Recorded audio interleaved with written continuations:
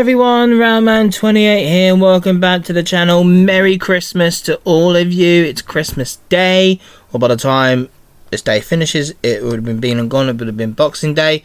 But, hey, what a year it's been, huh?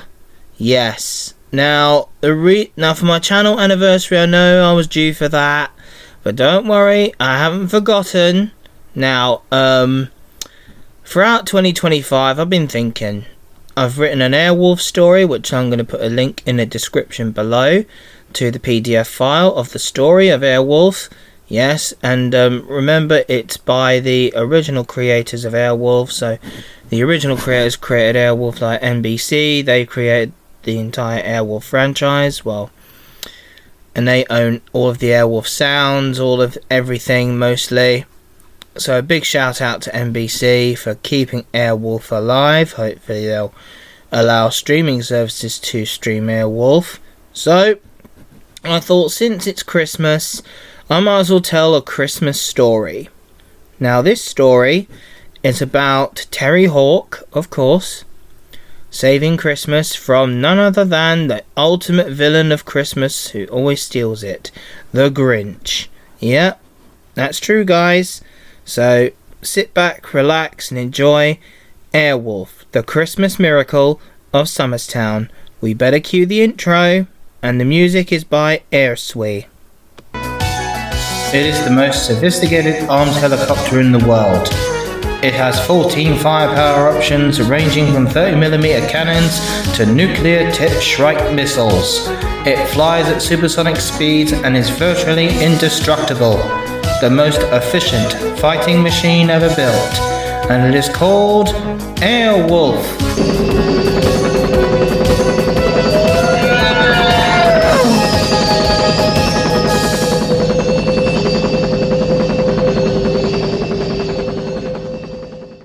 Chapter 1. The Journey Home. London Victoria Station was a cavern of echoing noise and festive chaos. Steam billowed up to the vast glass roof, mixing with the cold December air and the distinct sharp smell of hot oil and coal. A scent that to Terry Hawk smelled like home. On platform 2, the magnificent bulk of 35028 Clan Line sat resting, its polished black and green paintwork gleaming under the station lights. The British Pullman headboard adorned on its smokebox just above the Union Jack flags that hung limp now that the journey was over. The great Merchant Navy locomotive emitted gentle hisses and clanks as it began to cool down after its long, demanding run around Kent. Terry Hawk stood beside the driving wheels, wiping the soot from his hand with a rag. He wore his dark navy smock jacket, emblazoned proudly with 35028 Clan Line support crew in gold lettering on the chest. It had been a good day. The engine had performed flawlessly, hauling the heavy Pullman carriages filled with Christmas diners through the frosty garden of England without a hitch. For Terry, who navigates the world with autism, the railway offered a comforting predictability that everyday life sometimes lacked. The rhythmic beat of the pistons, precise timetable, the sheer mechanical logic of the steam engine, it all made sense. It was a different kind of focus than his work as a Generate Voices coordinator at Generate Opportunities, where he navigated the complexities of human advocacy. Here it was just man and precision engineering. Precision engineering. Sorry if I couldn't pronounce that. Cracking run today, Terry, a voice said. over the din of the platform crowds. Terry looked up to see Howard, the responsible officer for the day's trip, walking toward him, clipboard tucked under his arm. Howard looked tired, but pleased. "She ran perfectly today, Howard," Terry replied, a satisfied smile crossing his face. Steam pressure held steady the whole way up the bank, out of Dover. The timing was spot on. Howard nodded, patting the side of the locomotive affectionately. "That she did.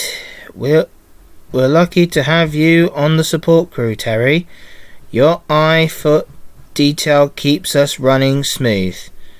He checked his watch. "Right, that's us done for the day.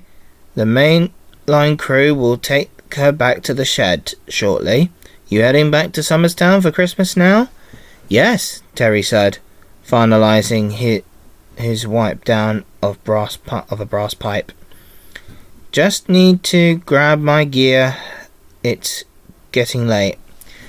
"Well, have a good one.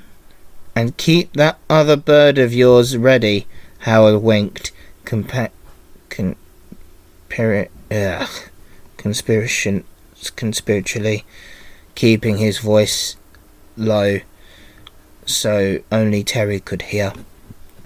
"You never know when we need a different kind of motive power, different kind of horsepower."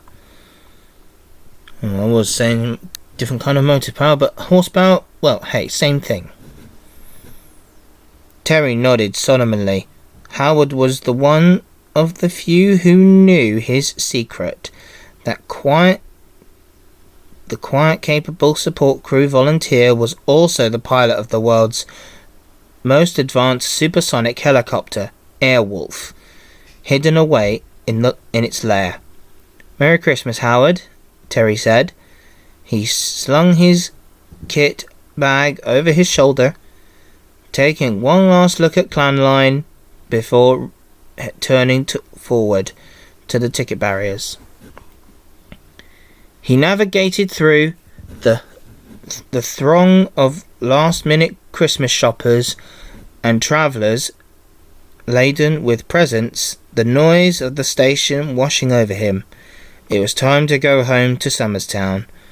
But as he stepped out of the station into the biting London cold, looking up at the winter sky, Terry felt a familiar tingle at the back of his neck. The shift on the steam engine was over, but he had a feeling his work for the night was just beginning. The vibration of the phone in his pocket cut through the chilly London air, just lights of Buckingham Palace Road blurring slightly as he pulled out the device. The call ID made his stomach tighten just a fraction. Jason Locke. Terry knew the name meant only one thing, the firm. He answered it. He answered, his voice level. "Hawk." Terry, good timing, Locke said. Voice was clipped, efficient as always. "I take it you are finished playing with steam trains for the day. "Just finished," Terry confirmed, shifting his kit bag on his shoulder. He approached Howard's earlier direction. Locke's tone was stark contrast to the warmth of the railway family. "We need you back stateside. A situation is developing in New York that requires unique capabilities. It's Airwolf, Terry. We need Airwolf."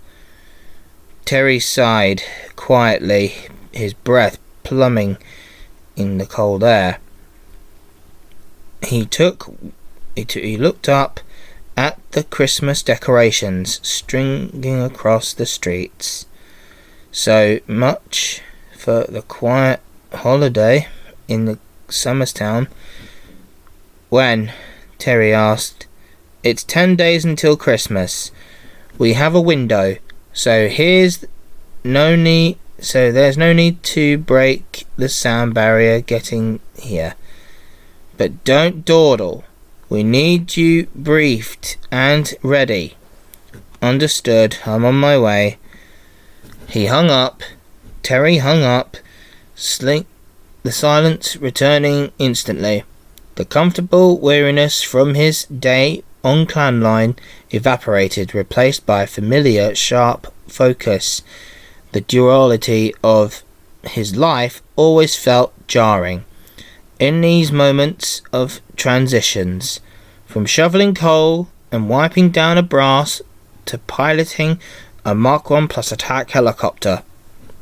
Without hesitation, he turned away from the bus stop that would take him home to Summerstown and headed back down the stairs into the underground station. He navigated the familiar warren of tunnels, the rattling roar of the incoming Victoria Line train replacing the memory of the steam engines. Chuff. He switched lines efficiently, settling for the long Piccadilly line ride out to Heathrow. The journey was blur of tunnels and tired commuters. Terry sat quietly, mentally shifting gears.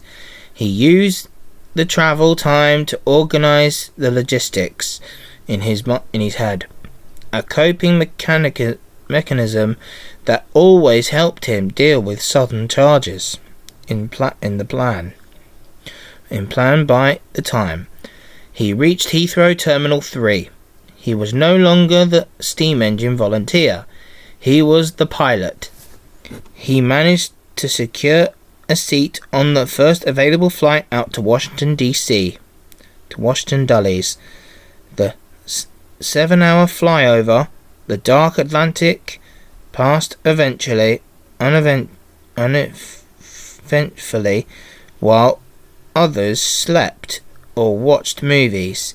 Terry stared out of the window at the star-filled expanse, his mind already running through the pre-flight checklists for the lady, for Airwolf.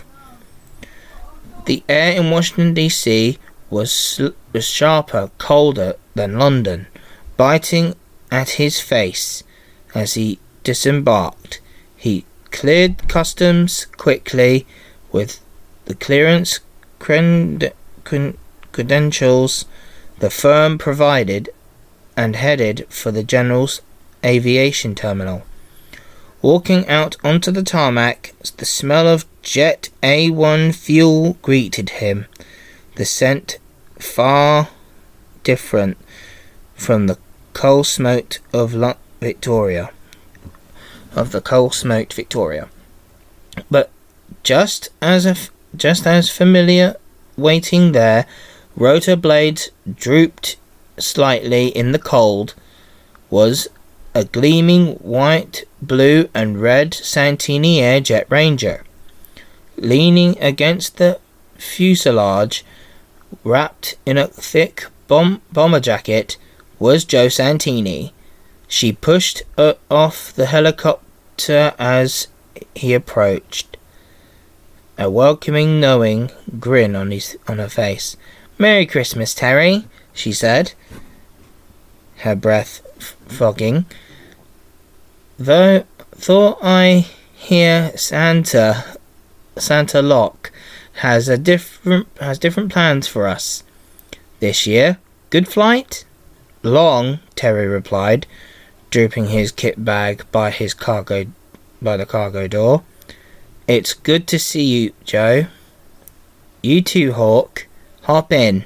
I've got her warmed up. We've got a bit of a flight ahead of us before we get to the lair." End of Chapter 1. Chapter 2. The Misery Begins. Meanwhile, back in Summerstown, at the Generate Opportunities office near AFC Wimbledon Stadium, were winding down for the evening. The usual pre-Christmas buzz was in the air, though quieter now that evening. Quieter now that evening was drawing in. Graham, the youth manager, was finishing up some emails when his smartphone buzzed rapidly on the desk. He saw a WhatsApp notification pop up from Terry. He opened it quickly. The message read, "Sorry, Graham. The firm need my help again. But if there's any trouble, you let me know straight away." Graham sighed, a worried frown creasing his forehead. He knew Terry's other responsibilities often pulled him away at short notices, but it was never easy losing a key team member just before the holidays. He quickly typed reply, "Okay, Tells, be careful." He put the phone down, face up, on his desk. Zach, who was organising some files across the room, noticed Graham's shift in mood. "Was that Terry, Graham?" Graham nodded slowly. "Yeah, he's had to go away. Something urgent came up." Before Zach could respond, Lee, who was standing near the street-facing window, suddenly went still. "Shh," she said, tilting her head. "Do you guys hear that?" At first it was just a low thrumming vibration, the glass in its frame, but within seconds it grew into a deafening chopping roar that drowned out the street noise of Summerstown. It sounded like a military aircraft, but louder and angrier. Lee pressed her face closer to the glass, her eyes widening. "There's a helicopter. It's coming right down. It's bright red." She squinted through the winter gloom.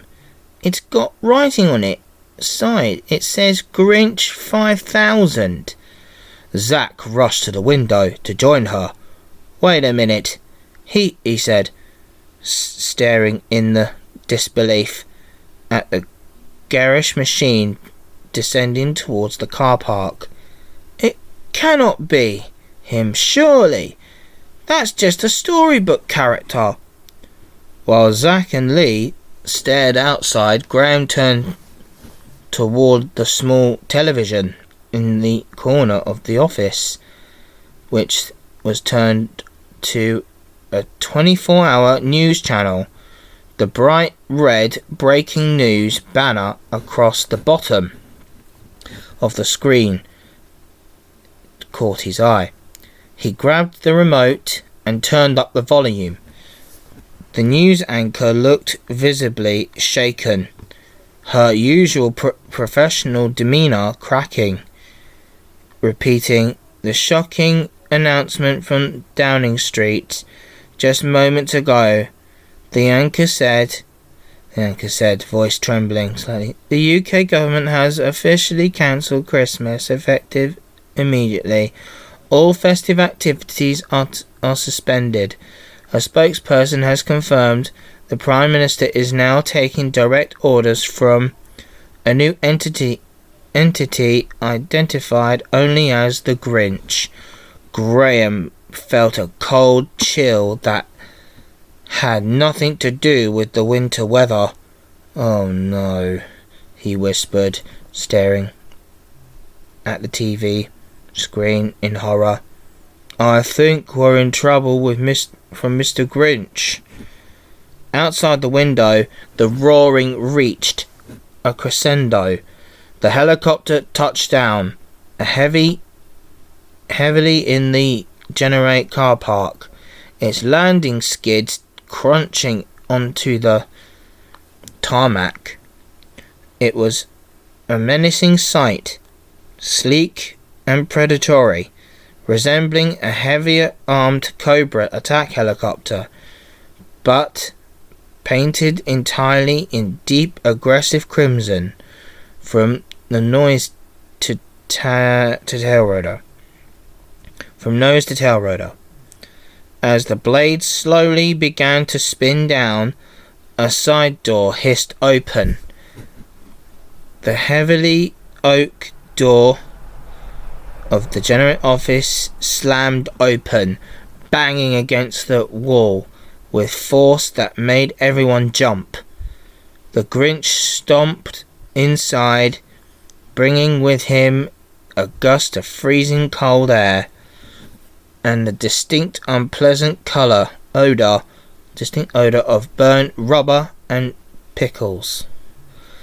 Up close, he was even more terrifying than on TV.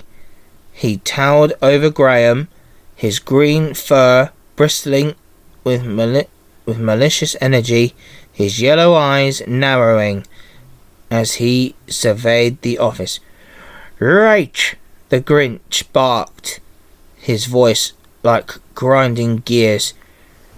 "You heard the decree? You heard the decree? This is no longer a place of generating opportunities or whatever nonsense you do.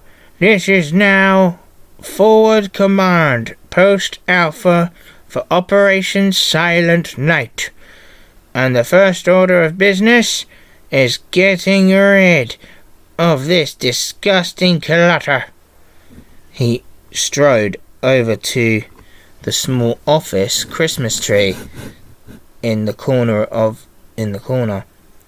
The one Zack had spent an hour decorating that morning, and kicked it over. Baubles shattered across the floor.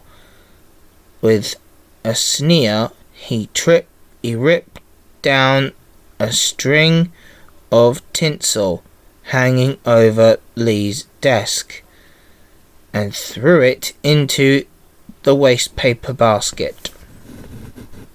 "Lee, out!" the Grinch snarled, pointing a long, bony finger towards the door. "Suspended means suspended.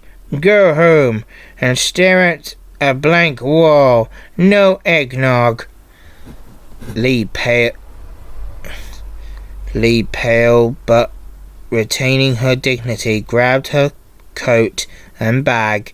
She shot a look at Graham, a silent plea to do something, before walking past the green menace and out into the cold night. The Grinch then marched to Graham's desk, sweeping his paperwork onto the floor with one arm. He hopped onto the office chair,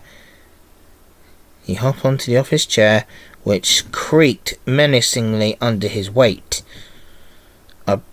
Propped his large, furry green feet up on the desk. "Now," the Grinch announced, lacing his fingers behind his head and grinning wickedly at the terrified staff.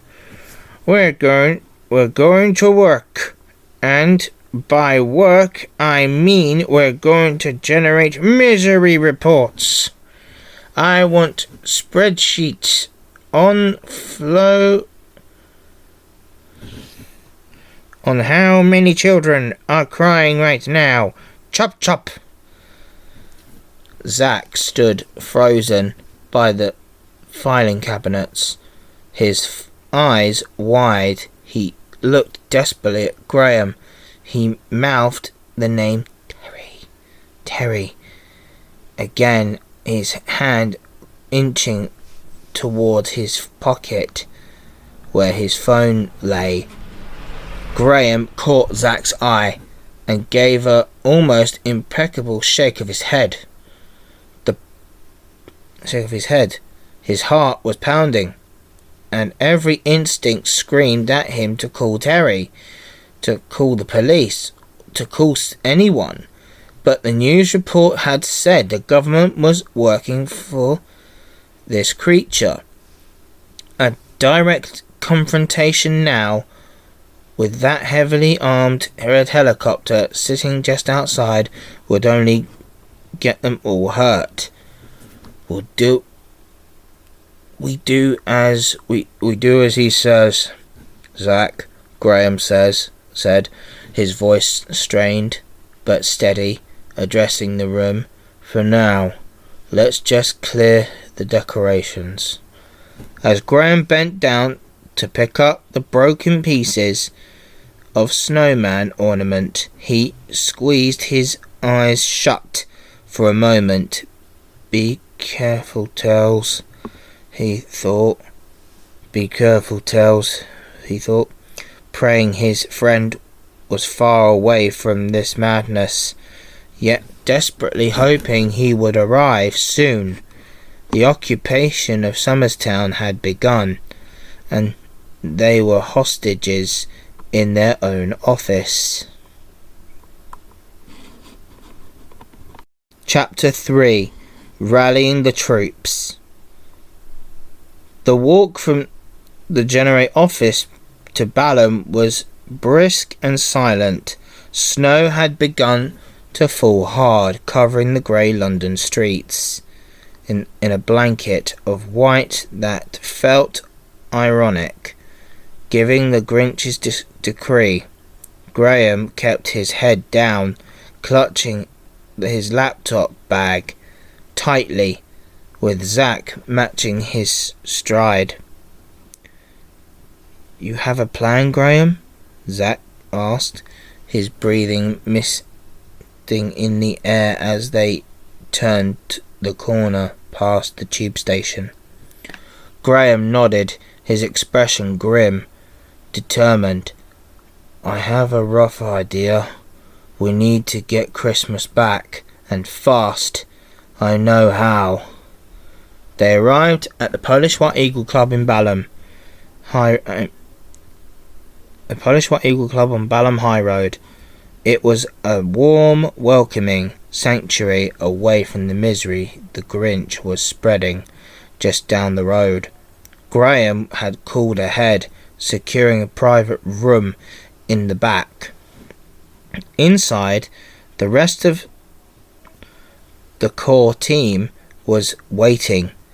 They had their wet layers but kept their heavy winter coats on, huddled around the table, laden with steaming mugs of hot chocolate. The atmosphere was tense, the air thick with worry. Graham walked in, Zach closing the door firmly behind them to ensure privacy. Melanie sat near the head of the table, her hoop earrings catching the light as she looked up expectantly. Next to her, Jane adjusted. She doesn't have glasses. Alison adjusted her glasses, her sharp eyes fixed on Graham, waiting for a solution to the madness they had just witnessed. On the other side of the table, Jane held her warm mug with both hands, looking concerned, while Madeline leaned forward in her chair, her focus intense. Tony, at the end, stroking his moustache thoroughly, wearing his checkered shirt under his unzipped parka. Thanks for coming, everyone, Graham said, setting his laptop down on the table and opening it up. The blurred glow of the screen illuminated his face. I know things look bleak. The Grinch has the government, he has the office, and he has a military-grade helicopter parked in our car park. He cancelled Christmas, Graham, Tony said, as his voice low. How do we fight that?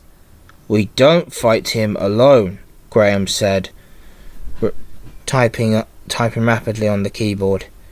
He brought up a secure messaging channel, one Terry had installed for emergencies. We fight him with our air superiority. Jane raised an eyebrow. You mean Terry? Is he really capable of this? Terry is the best pilot I know, Graham said firmly. But he's in America. We need to buy him time, and we need to give him a landing zone. The Grinch thinks he's silenced us, but we are going to be the resistance. Graham turned the laptop around so they could all see the screen. It showed the map of Summerstown, with the Generate office highlighted in red. Zach, I need you and Tony to monitor the police frequencies, Graham ordered. Melanie, Allison, you two know the local community better than anyone. We need to spread the word quietly. Keep the Christmas spirit alive underground. If the belief dies, the Grinch wins. And us? Madeline asked, gesturing to herself and Jane. You're with me on logistics, Graham said.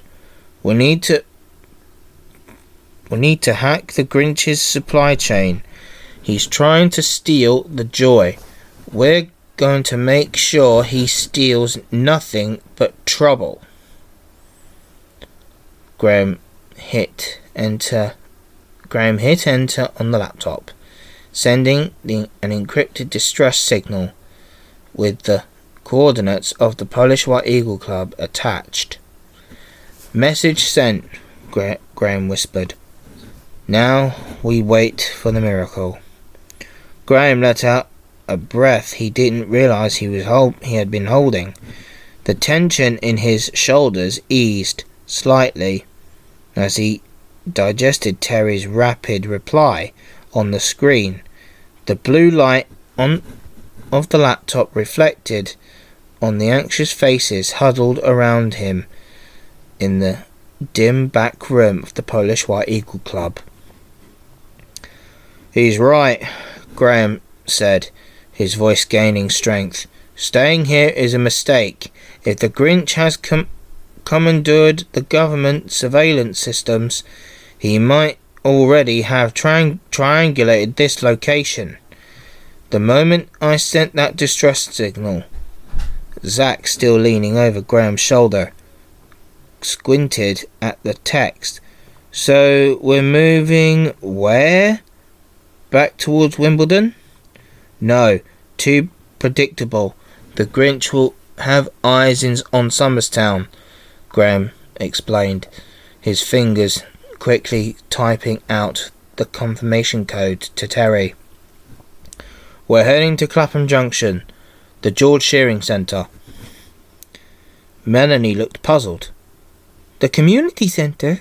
Why there?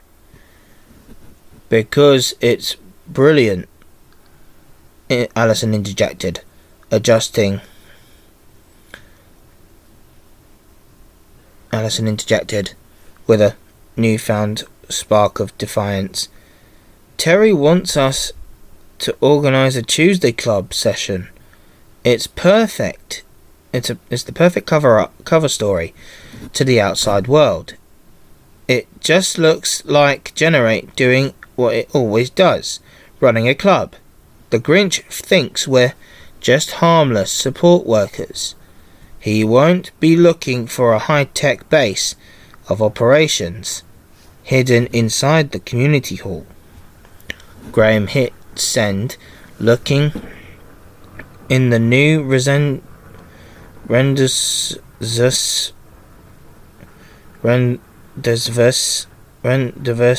point. He closed the laptop lid with a decisive snap. Exactly. It's public enough to be safe, but anonymous enough to hide in plain sight. He stood up, buttoning his thick winter jacket. Right, team, listen up. This is it. We're no longer just colleagues. We're the resistance. We leave here in pairs, 5-minute intervals, to avoid drawing attention. Stick to the back streets. Stay off the main roads as much as possible. If you see that red helicopter or anything green, you hide. We meet at the George Shearing Centre in 45 minutes. Alison nodded grimly, pulling on her gloves, her expression hardening. Tony clapped Zack silently on the shoulder, a gesture of solidarity. One by one, they left the warmth of the sanctuary, stepping out into the biting winter cold and the falling snow. They moved silently through the shadows of Balham, heading towards Clapham Junction, carrying out fragile hope of Christmas with them. Chapter 4. Howling of the Wolf. A stunned silence filled the hall of the George Shearing Centre.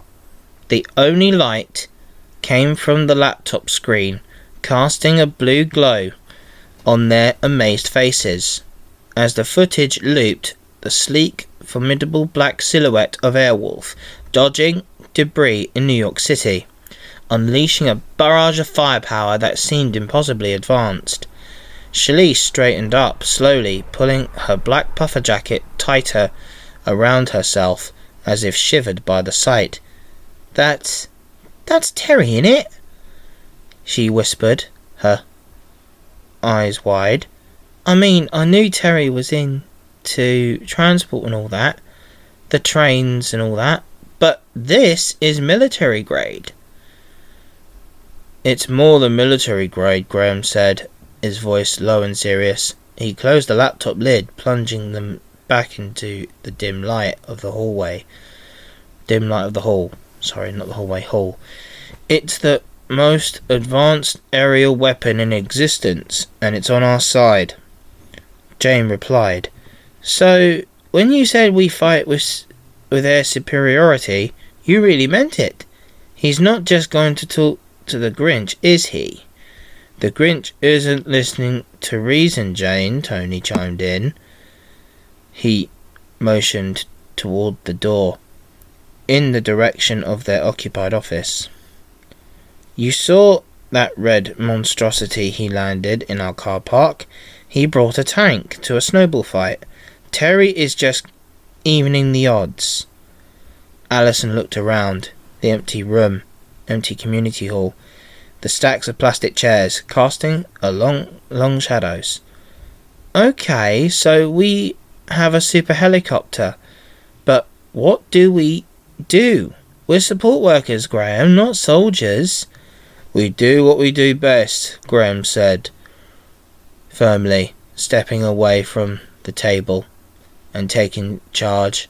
We organise. The Grinch is trying to crush the spirit of Christmas with bureaucracy and fear. Airwolf is the muscle, but we are the heart of this operation.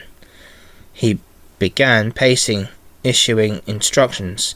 Melanie, Madeline, I want this hall set up for the Tuesday Club. Get the ping pong tables out, set up a craft corner. If any of the Grinch's enforcers or the police working for him look through those windows, they need to see business as usual. We are hiding in plain sight. He turned to Zack and Tony. You two are on lookout. Take the back entrance. Keep your phones dark.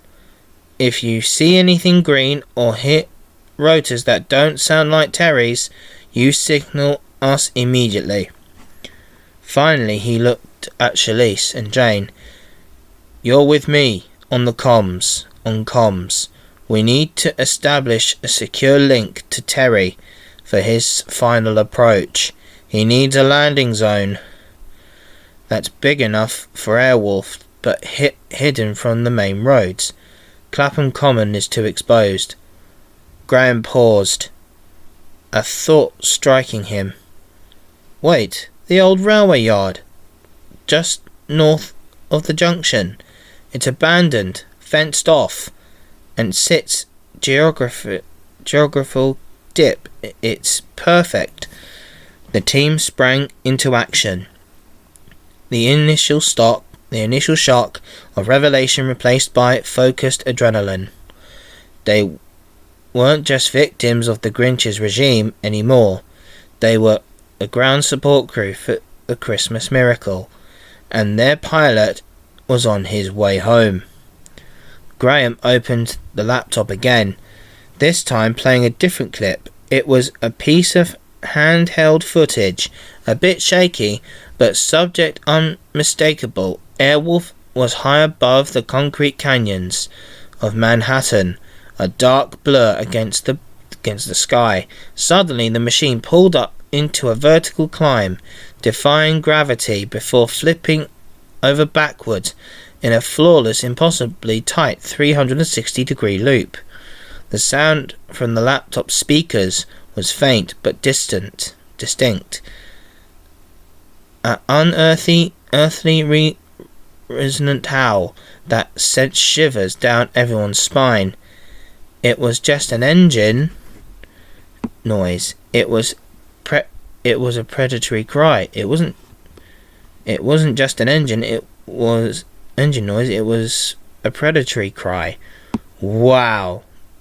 Melanie breathed, her eye glued to the screen as the helicopter levelled out and sped away. That was incredible. I didn't know helicopters could even do that. Madeline shook her head slowly, a look of profound respect on her face. Al Terry has an amazing machine. To think the guy who helps run the quiet room is piloting that. Yeah, I agree, Jane said, her earlier nervousness replaced by awe. He is a legend, a proper secret agent legend, right here in Clapham. Alison, who had been studying the footage, thoroughly stepped forward as another level entirely.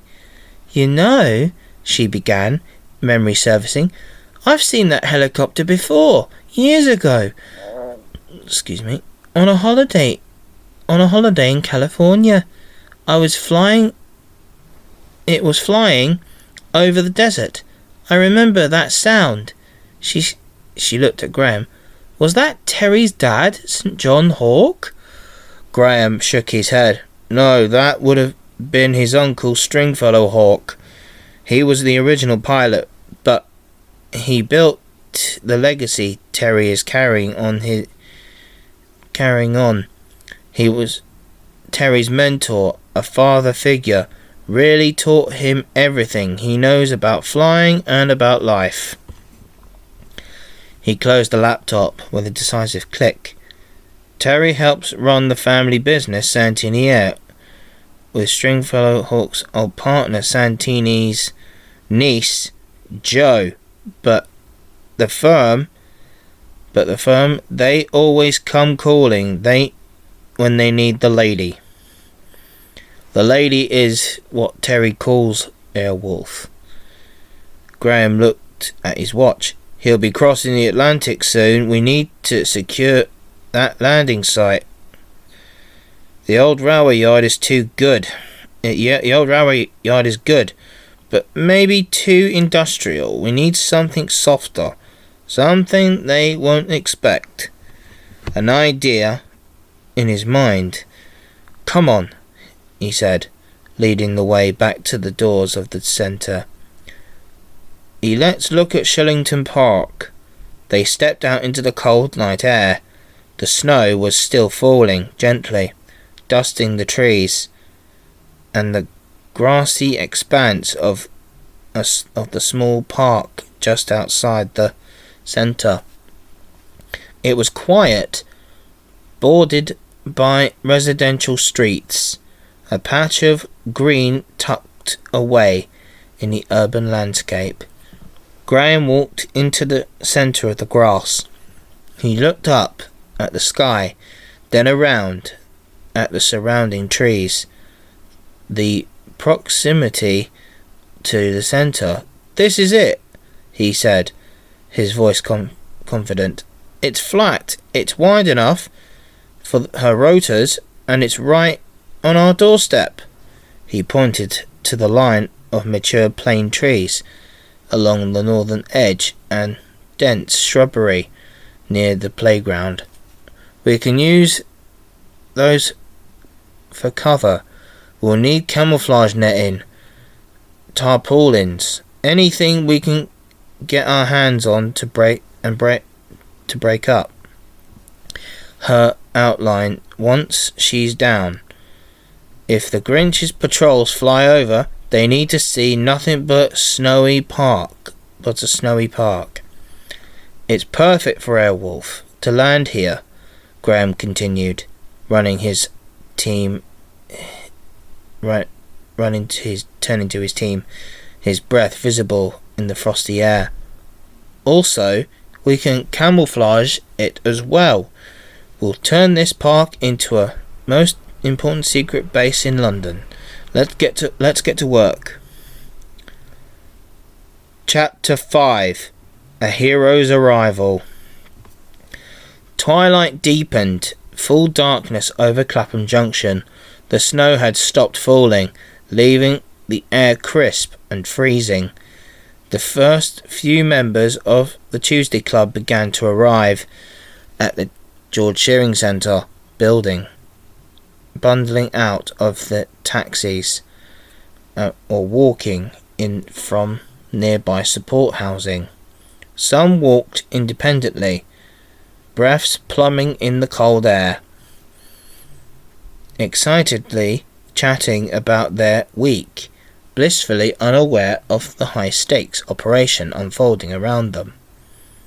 Inside, Melanie and Madeline were doing their best to project normalcy, welcoming folks with warm smiles and steaming mugs of tea, steering them toward the craft tables, away from the windows. Outside, huddled deep in the shadows of the plane trees at the edge of the Shillington Park, Graham, Shalise and Zack kept their vigil. Their eyes scanned the starless oranged hue London sky, ears straining over the distant hum of traffic and trains. The peace was shattered by not by a supersonic whine, but a crude, heavy thud of rotors. It was loud, aggressive, and entirely lacking fineness. "Get down," Graham hissed, pulling Shalise and Zack deeper into the shadow of the trees. A dark military helicopter painted the same sticky green as the master and crude white stripes on the tail swept low over the rooftops. Its high-tech powered searchlight stabbed through the gloom, sweeping across the park grounds. The beam landed abruptly on a young woman near the park entrance. She was a regular Tuesday Club member, known for her infectious laughs and deep love for festive hats. Tonight she wore a bright red Santa hat with flashing LEDs that winked cheerfully in the dark. The chopper hovered menacingly, its downdraft kicking up snow around her. A voice magically amplified and crackling with malice boomed from the external speakers. "Hey you, take that hat off. Christmas is cancelled, you dumb person. Compliance is mandatory." The young woman stopped, frozen by the blinding light and terrifying noise. She didn't understand the hostility, but she knew what brought her joy. She looked right into the blinding light, shielding her eyes, and shouted back, her voice trembling but defiant, "Go away, buzz off. I can celebrate Christmas as much as I like." The response was instant and brutal. The chopper dipped its nose, and a sharp crackle of machine gun fire ripped through the air. Snow and frozen dirt kicked up inches from her feet as warning shots turned into lethal intent.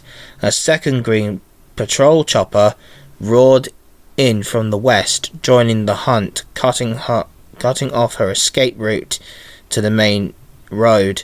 The woman turned in panic, stumbling toward the safety of the center doors. Graham didn't think. He reacted. His safeguarding training kicked in, instantly overriding his fear. He broke cover, sprinting out of the shadows across the frozen grass toward the terrified woman, waving his arms frantically to draw fire. "Stop!" he bellowed at the hovering metal beasts, his voice raw with desperation. She has autism. Christmas comforts her mental health. Leave her alone." The pilots didn't care. The second chopper swung around, bringing its guns to bear on Graham. He dove for the cover of a large oak tree as its bullets chewed up the bark just above his head and tore up the turf where he had been standing seconds before. Inside the centre, the staff watched through the windows in frozen horror, helpless against the aerial assault. Madeline stared, hands over her mouth. Graham pressed himself into the frozen mud behind the tree, heart hammering against his ribs. The roar of the two choppers was deafening as they circled for another pass, ready to finish the job. But then, cutting through the crude din of the engines, came a new sound. It started low, and a vibration felt in the chest more than heard before, rising rapidly into the terrifyingly resonant supersonic shriek. It was a sound, a pure power, a predatory cry that owned the sky. Near the center doors, Shalise grabbed Zach's arm, her eyes wide, looking up but past the blinding searchlights. "Hey, do you hear? I can hear something," she yelled over the noise. "It sounds like a howl." Inside, pressed against the glass, Allison whispered, hope surging through her veins. "I can hear it too." Graham heard it. Now from behind the oak tree, the unmistakable cry of the wolf. The two green helicopters seemed to hesitate in the air, their pilot sensing a sudden catastrophic shift in the food chain.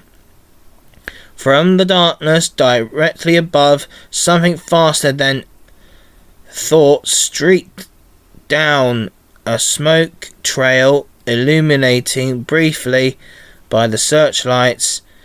Was the only warning. A tactical rocket slammed squarely into the side of the lead green helicopter. Kaboom! The sky cover Clapham lit up in a brilliant orange fireball as the hostile chopper disintegrated in mid-air, raining burning debris onto the empty street beyond the park fencing. As the fiery debris of the first Grinch helicopter rained down onto the empty street, a new sound tore through the night sky. It was high-pitched, ear-splitting shriek, a supersonic howl that vibrated in the chests of everyone on the ground. Then it appeared, a sleek black silhouette, impossible to track with the naked eye, streaked past at incredible turbo speed. It moved like a phantom, a blur of dark metal against the orange-lit smoke of the explosion. The sheer power of its passage sent a shock wave that kicked up a fresh cloud of snow from the park. Graham, still pressed against the oak tree, looked up and smiled a wide, knowing grin, the relief of instantaneous. Inside the George Shearing Centre, the staff and the Tuesday Club members couldn't contain their curiosity any longer. They poured out of the main doors, bundling into the cold, their eyes wide with mix of fear and awe. Shalise, Zach, Melanie, Jane and Madeline gathered at the front of the crowd, their gaze fixed on the sky. That Airwolf! Madeline exclaimed, pointing excitedly as the dark shape began to climb. Her voice was full of wonder, the fear from moments ago replaced by pure adrenaline. High above, the remaining Grinch helicopter, its pilot, now in a state of blind panic, tried to break away, but it was too late.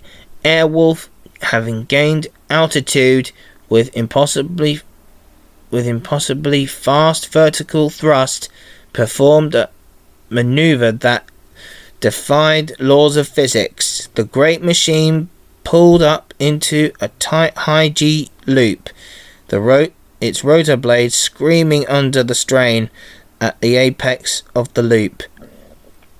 It was inverted, looking straight down at its prey. As Airwolf completed the loop, levelled out beyond the fleeing enemy, panels on its side pods slid open. The night air was ripped apart by the deafening roar of the 30mm chain gun cannons, roaring into life. A trace of rounds like a river of fire erupted from the pods, conveying on the tail of the green helicopter. The enemy chopper didn't stand a chance. That its tail rotor was sheared off in an instant, sending it into a violent, uncontrollable spin. Seconds later, it lost all lift and plummeted from the sky, crashing into the empty industrial yard well away from the residential area. With a final thunderous explosion, the night sky over Clapham fell silent once more, save for the distant, powerful hum of a vicious black wolf now circling above, its job done. The echoing boom of the second helicopter's destruction faded, replaced by the distant crackle of burning wreckage in the industrial yard, and a wail of approaching sirens. 2 parachutes drifted down through the orange-lit smoke. The depositing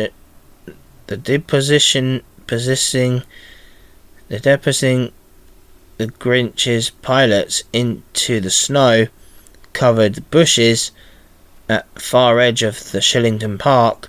Graham helped the trembling bystander to her feet. The brushing snow from her coat, her flashing Santa hat was askew, but thinking defiantly, he tensed as the Metropolitan Police van skidded to a halt. On the adjacent road, followed by two patrol cars, doors flew open and uniformed police officers poured out. Graham braced himself. The news had said the government was working for the Grinch. He fully expected to be arrested for aiding and abetting Christmas cheer. He stepped in front of the bystander, ready to argue, but the officers ran straight past him. They conveyed on the dazed Grinch pilots, who were just distangling themselves from the parachutes. The officers didn't look friendly. Leading the charge was a sergeant with distinctive medium-length red hair, pulled back in a practical bun. She moved with authority, snapping handcuffs onto the wrists of the lead pilot before he could even stand up straight. "You're nicked," she stated flatly, her voice cutting through the cold air. "Attempted murder of civilians. You fired a military-grade weapons into a public park. You do not pass go.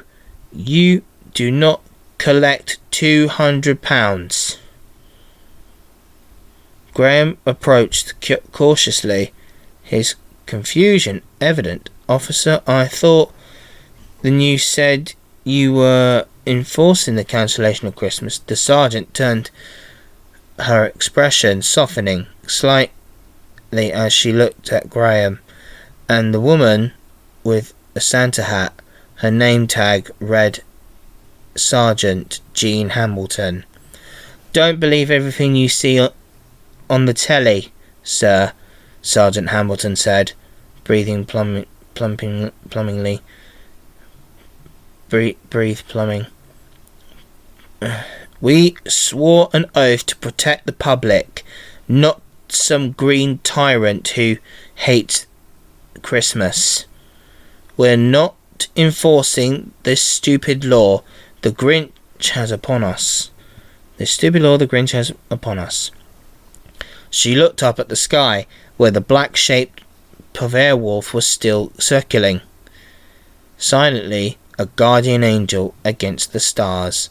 "Besides," Hamilton added, a grim smile touching her lips, "looks like the cavalry arrived just in time.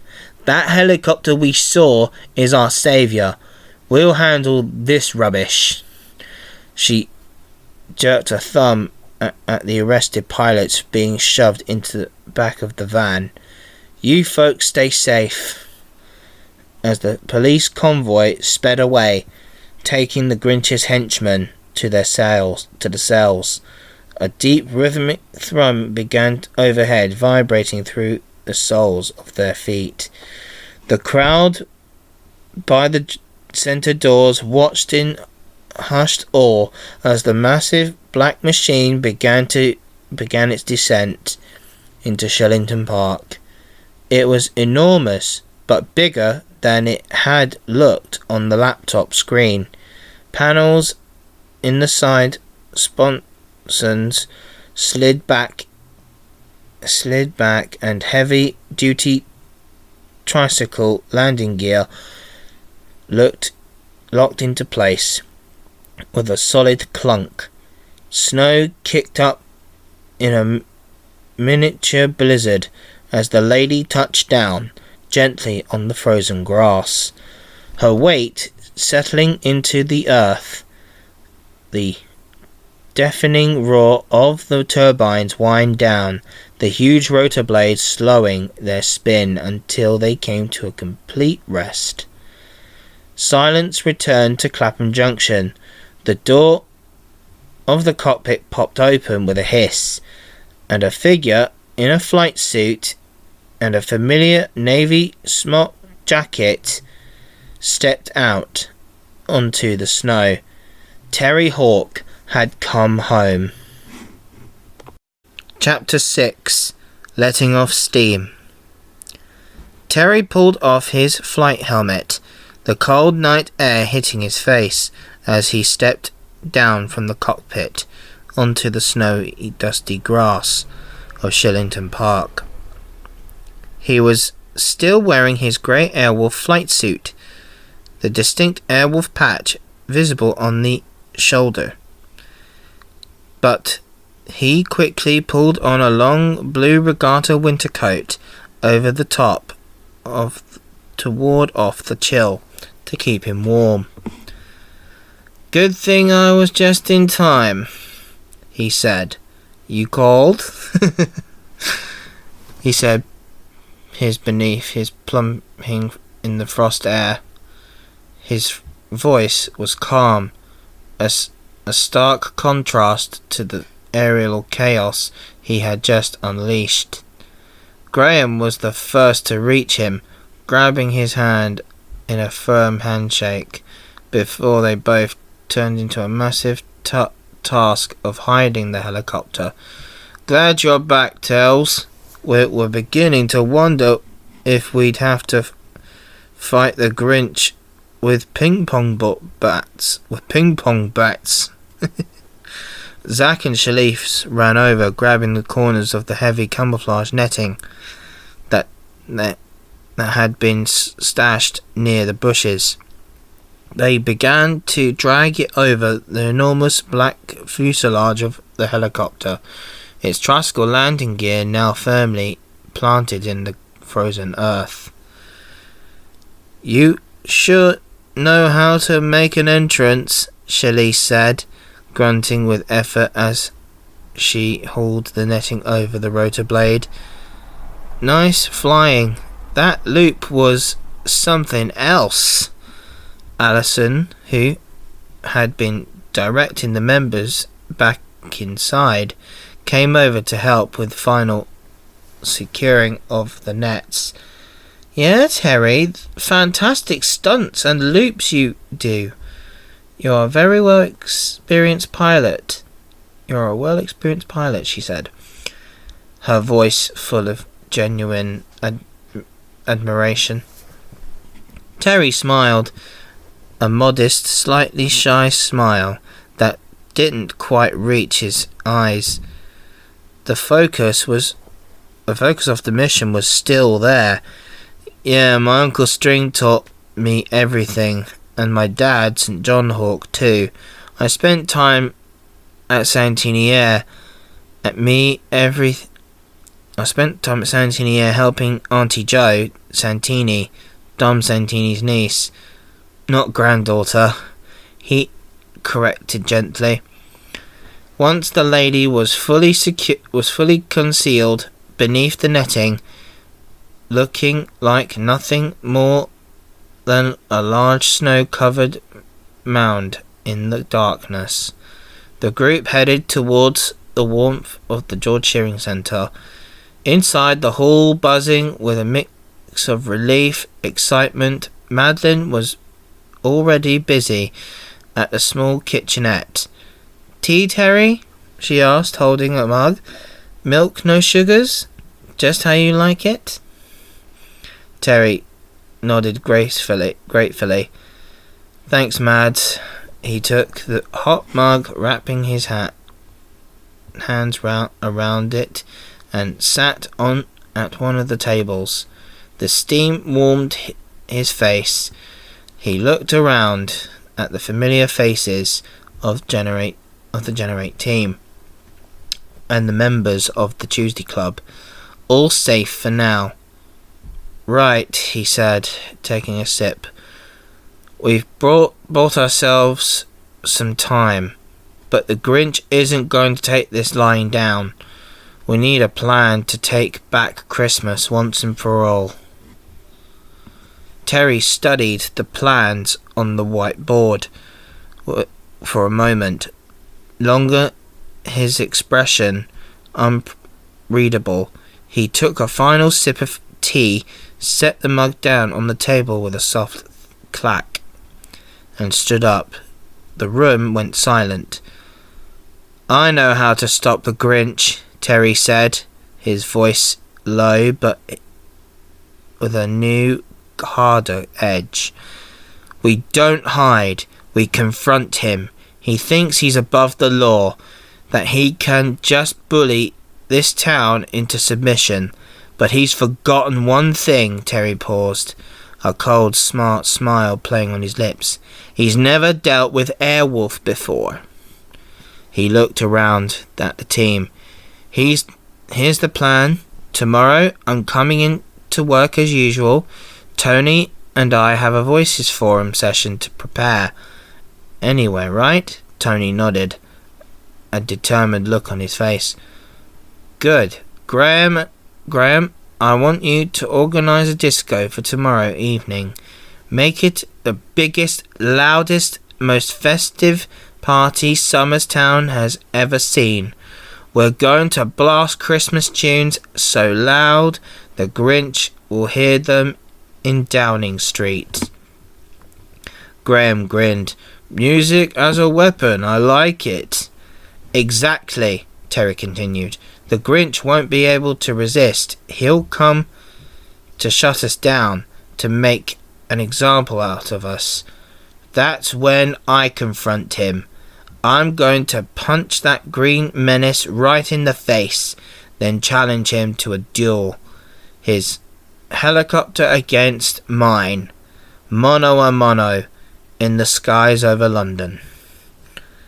"You sure know how to deal with guys like him, Tells," Graham said, a note of respect in his voice. Direct to the point. Direct and to the point. Zach leaned forward, eager to help. "So do you want me, Graham Chalice, to accompany you in the air, Terry?" Terry nodded slowly. "I can't do it alone. The Grinch won't be fighting fair. He'll assemble whatever private army of goons he has left. Zach, you and Graham will be in the back at the tactical computer station managing the weapon systems and defense. Chalice, you'll sit up the front with me as a co-pilot." Graham looked surprised, his eyebrows shooting up. "Me, Tells? Me, Terry, mate? I don't know the first thing about Airwolf systems." Terry reached into his deep pocket of his winter coat, pulled out a thick, leather-bound technical manual. He handed it to Graham. Here you go. Airwolf's Tactical Systems. A field guide that will tell you everything you need to know. You're a quick learner, Graham." Graham took the heavy book, looking a bit daunted, but resolute. "Thanks, Tells. I'll pull an all-nighter." With the plan set, Terry said his goodbyes and headed out into the cold night. He walked back to his flat in Summerstown, the weight of upcoming battle on his mind, but also strange sense of calm. He was back home on his home turf and had a plan. The next morning, the air was crisp and clear. Terry made his way to Clapham Junction Station. He stood on the platform. A familiar rhythmic chuffing sound echoed off the station walls.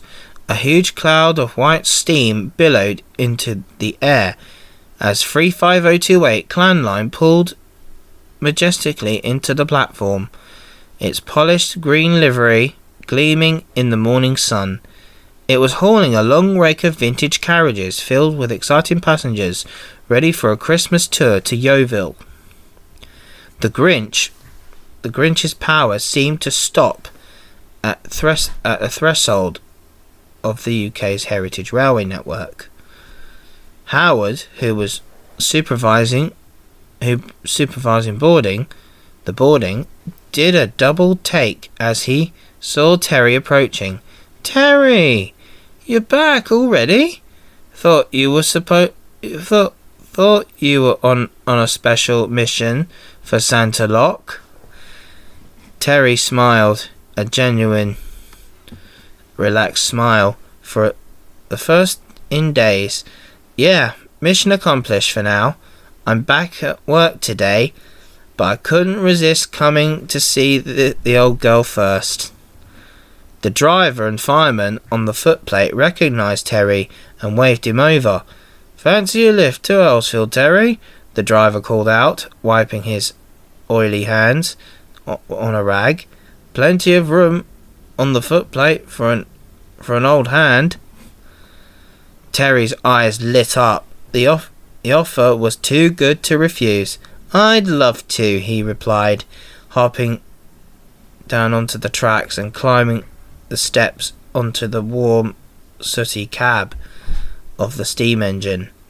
The smell of hot oil, coal, smoke, and steam instantly enveloped him, a comforting, familiar scent that felt like home before the storm, as Clanline gave a loud whistle and began to pull out of the station.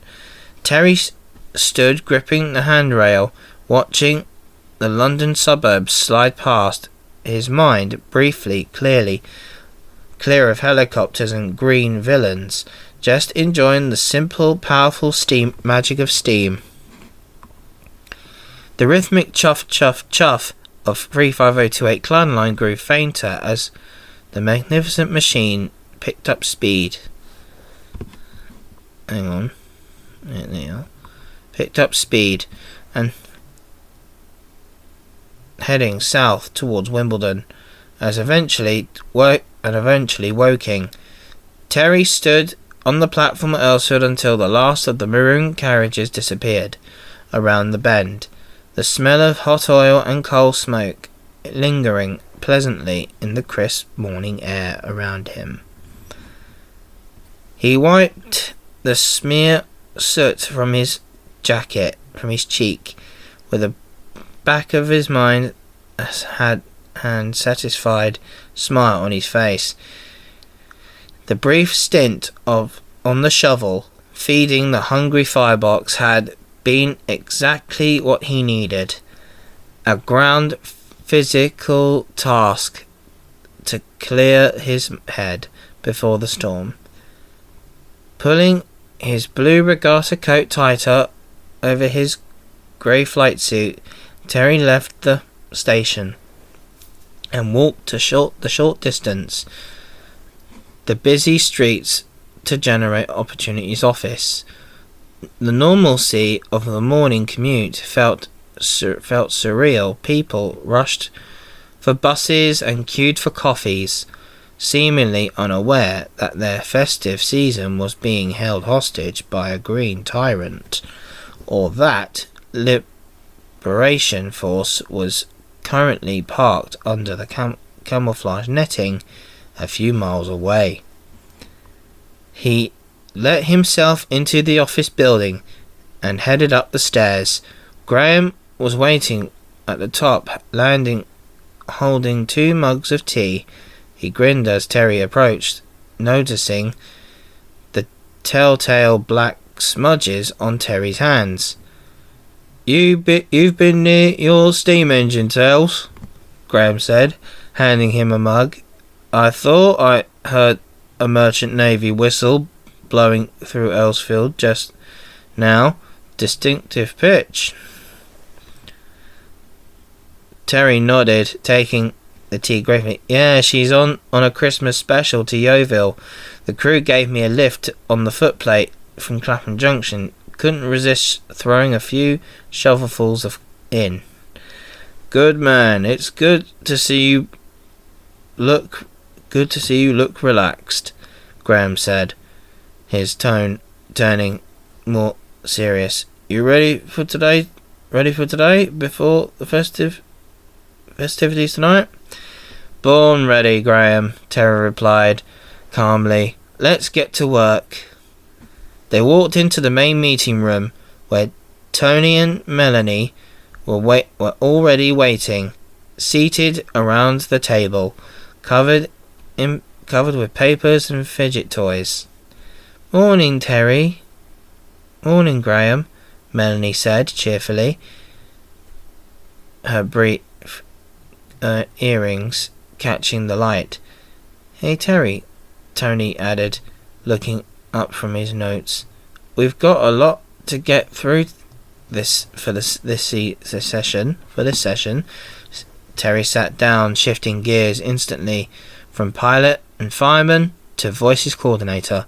The topic on the agenda was autism rights.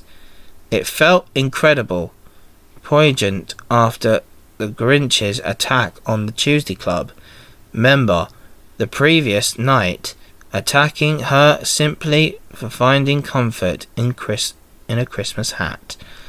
"Right, everyone," Terry began, leaning forward for his focus absolute. "Today's session is crucial. Especially now, we need to talk about how we assert our rights to be ourselves, even when people or green monsters try to tell us our way of existing is wrong."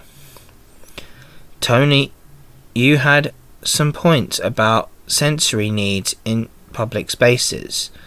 As the meeting progressed, Terry listened intently to Melanie and Tony's passionate views, guiding the discussion with practiced ease.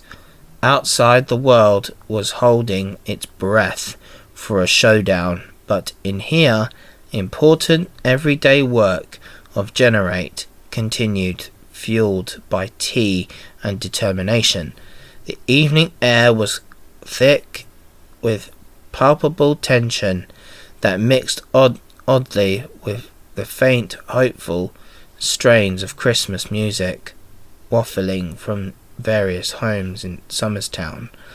At the George Shearing Centre, the main hall glowed with festival lights and decorations. A defiant splash of colour against the Grinch's grey decree. This was the night of the disco, and the Voices Forum session was serving as a prelude and tallying point before the main event. Terry, now dressed in his normal civilian clothes, wore a comfortable Christmas jumper. Its subtle design featured stylized, almost heraldic Airwolf insignia emblazoned directly on the front, a silent nod to his life with jeans and trainers. He looked like any other dedicated youth worker, which was precisely the point. Before the Voices Forum session began, Jenny, the young woman who he had saved the previous night, approached him. At 25, with bright, earnest eyes and the same unfiltered honesty Terry recognized in himself, she was quiet but fierce advocate for her own beliefs. She still clutched her now fixed Santa hat through tonight. She wore it discreetly in her lap, rather than on her head.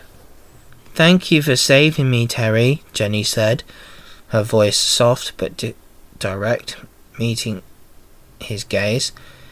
"With that machine of yours, I hope you take that evil monster down." Terry's expression softened. He understood Jenny. Her bluntly her bluntness, her profound belief in fairness and kindness resonated deeply with his own autistic wearing. His own autistic wearing.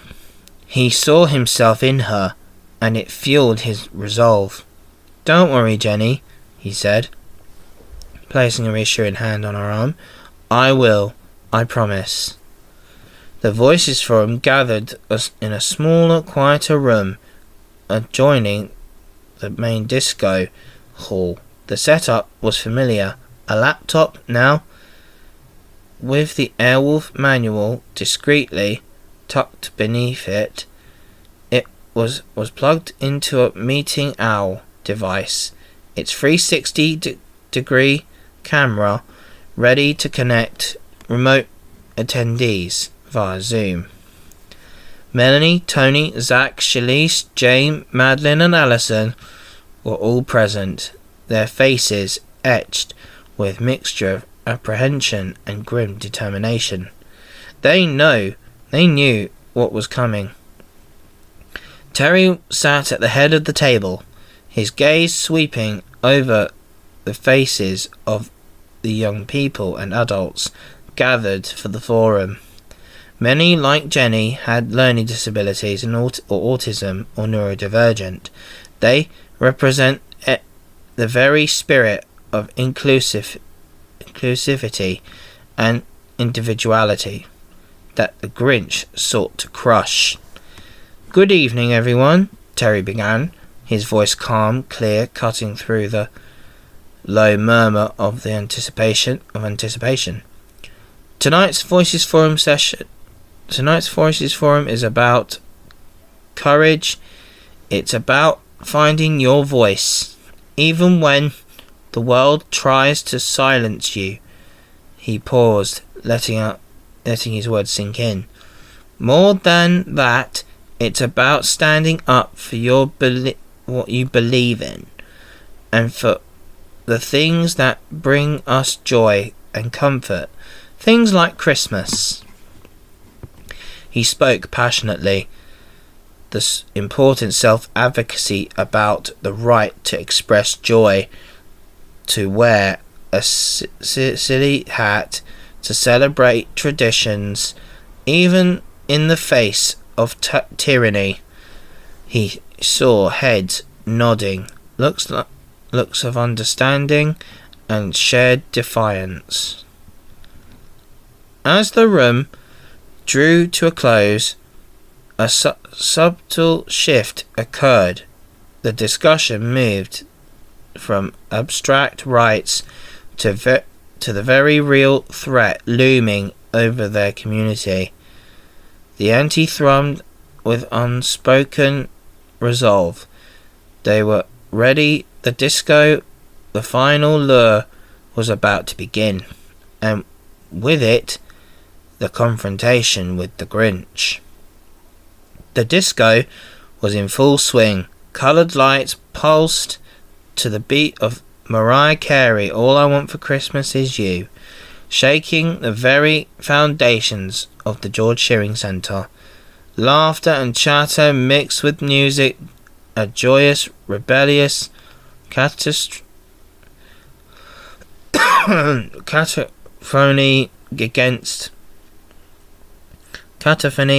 against the Grinch's decree. Terry, taking a moment to himself, leaned against a wall, savouring a sweet mince pie and a beaker of Coke Zero.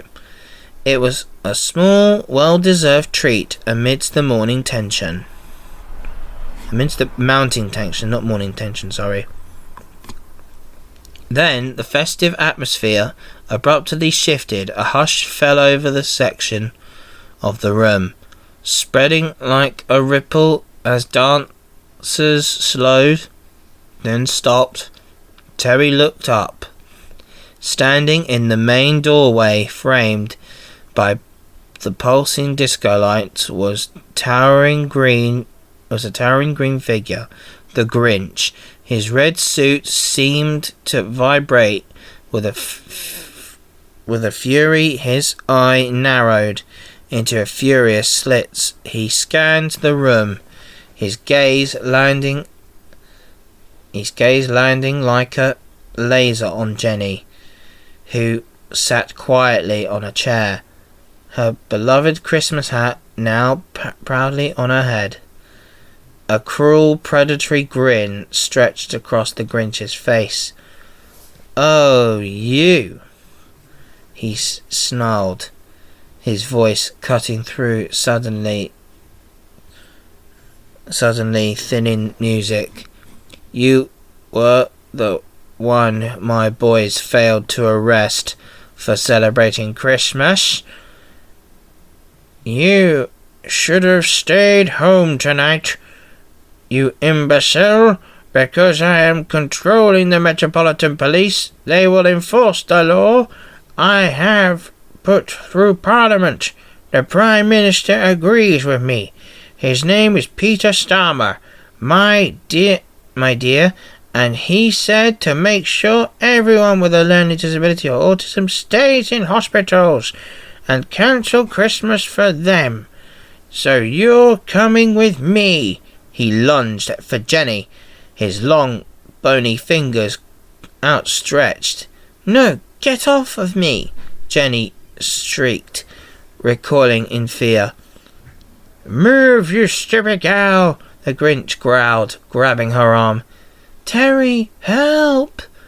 Jenny screamed, a desperate cry that pierced through the roaming layers of the music.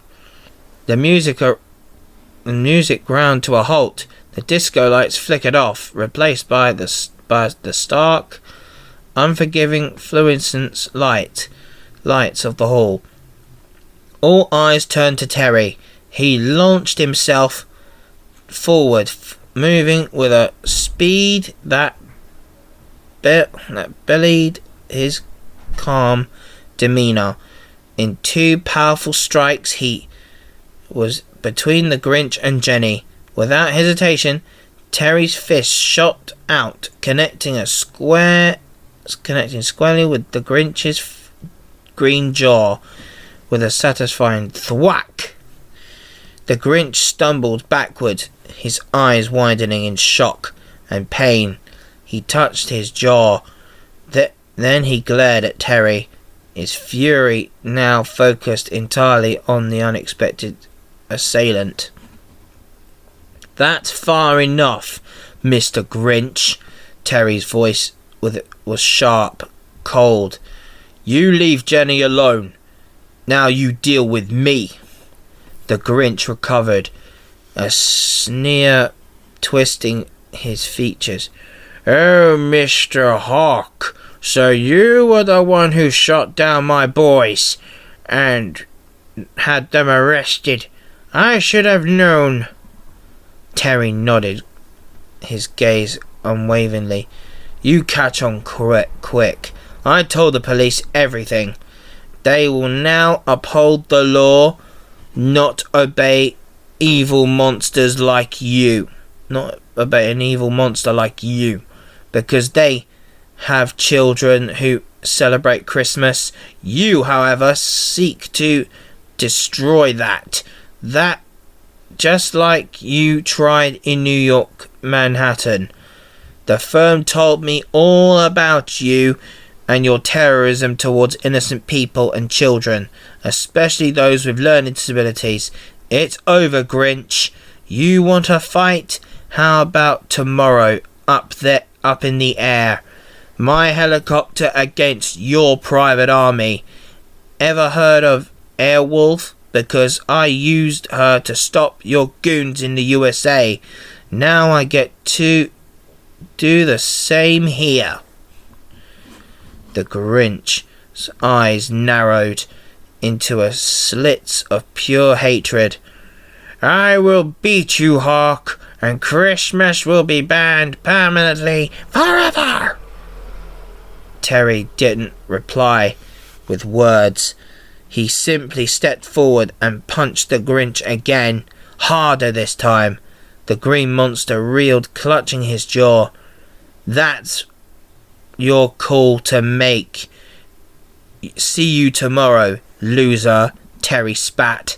The Grinch, humiliated and enraged, let out a guttural roar, then turned and bolted, storming out of the George Shearing Centre as quickly as he had arrived, leaving behind a stunned, silent disco hall and a furious promise of aerial combat. Chapter 7. The Spirit of Steam.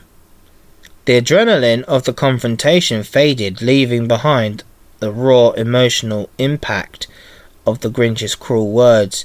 Jenny, still shaken, threw her arms around Terry in a tight hug, seeking comfort. "Thank you, Terry," she sobbed into his chest, her voice muffled. "How can he mention us? Saying autistic people and others with a learning disability need to be kept in mental health hospitals when we are capable of living independently." Terry held her firmly, feeling the weight of her fear and anger. His own resolve hardened. He pulled back slightly to look her in the eyes, his voice steady and reassuring. "It's okay, Jenny. Everything is okay. He tried to scare you because he's scared of us, scared of how strong we are together. I will take him down tomorrow. I promise you that. Airwolf will get him." He released her gently, ensuring she was steady, then turned to face the stunned room. The silence was heavy, the joy sucked out of the air by the Grinch's presence. Terry knew they needed to shake off the fear immediately. This was their party, not the Grinch's. "Now come on everyone, it's Christmas," Terry yelled, clapping his hands together, his voice echoing through the hall. "Play some more songs, Mr. DJ." The DJ jolted out of his shock and fumbled with his decks and hit play. Festive tunes blasted out once more, slowly at first, then with growing enthusiasm. As the shock wore off, everyone began to dance again, a defiant act of joy against the green menace. Satisfied that the party was back on track, under Graham and Alison's watchful eyes, Terry walked over to the coat rack. He pulled on his long blue regatta winter coat and over his Airwolf Christmas jumper and jeans, zipping it up against the night chill. Finally, he placed his trusty steam train hat on his head, adjusting the brim. It was time to shift gears from defender to steam enthusiast, just for an hour. He slipped out of the George Shearing Centre and headed through the dark, wet streets toward Clapham Junction Station. The air was cold and damp, the pavements thick with earlier rain. He made his way through the barriers and up to platform 4. The late night commuters waiting in the cold. A few minutes later, a piercing familiar whistle cut through the gloom, silencing the noise of the modern electric trains. A brighter headlight pierced the darkness down the track. The ground began to vibrate as the magnificent bulk of 35028 Clan Line rumbled majestically into the station, returning triumphantly from its long trip to Yeovil. Steam billowed dramatically into the night sky, illuminated by the platform lights, as the great engine hissed to a halt. Terry smiled, breathing in the familiar grounding scent of coal, smoke and hot oil. Tomorrow would be it for supersonic aerial combat, but tonight was for steam. Howard, the responsible officer of the clan line, beamed as he saw Terry approach the damp platform. Terry, good to see you, lad. I heard you had a bit of a run-in with that green fellow at the disco. Everything all right? Terry smiled, the tension of the evening melting away in the presence of the magnificent locomotive. All good, Howard. Just reminding him who's boss in Summerstown. How was Yeovil? A great day out, Howard replied, patting the side of the engine's cab affectionately. She ran like a dream. Speaking of which, he exchanged a knowing glance with the driver, a seasoned railwayman named Dave, with oil stained his hand and a kindly face. Dave leaned out of the cab window. Fancy a go on the regulator, Terry? Take her the last leg back to Victoria?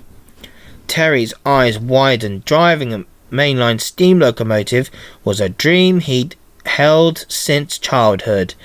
It was without a doubt the best Christmas present he could ever hoped for. Are you serious? I'd love to. Hop on then, Dave chuckled. Let's get this old girl home. As Terry climbed into the warm, glowing cab, a small crowd gathered on the platform. Graham, Zack and Shalise had slipped out of the disco to see their friend off. They stood near the cab, waving and cheering, delighted to see Terry, usually so serious with his responsibilities, looking like a kid in a sweet shop.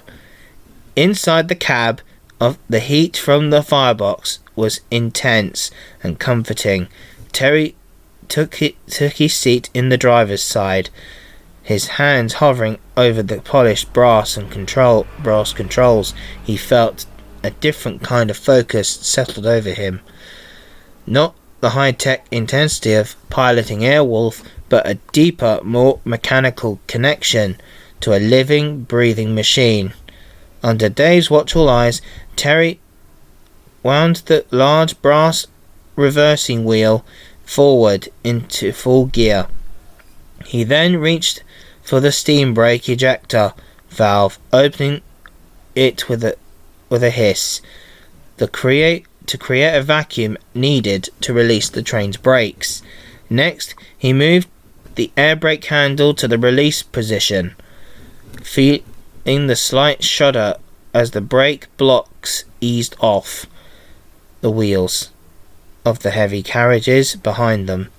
He looked out of the cab window. The signal at the end of the platform shone steadily, inviting green.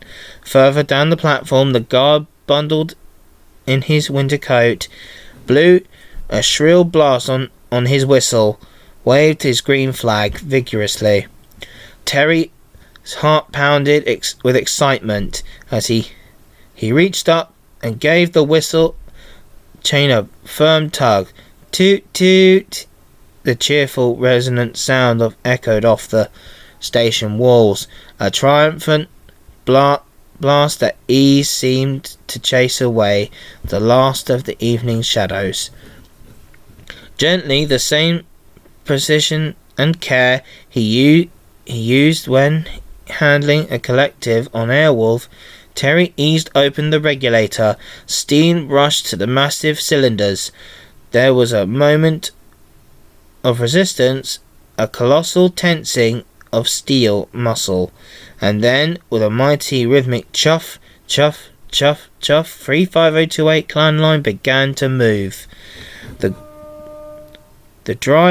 great driving wheels turned, biting into the rails.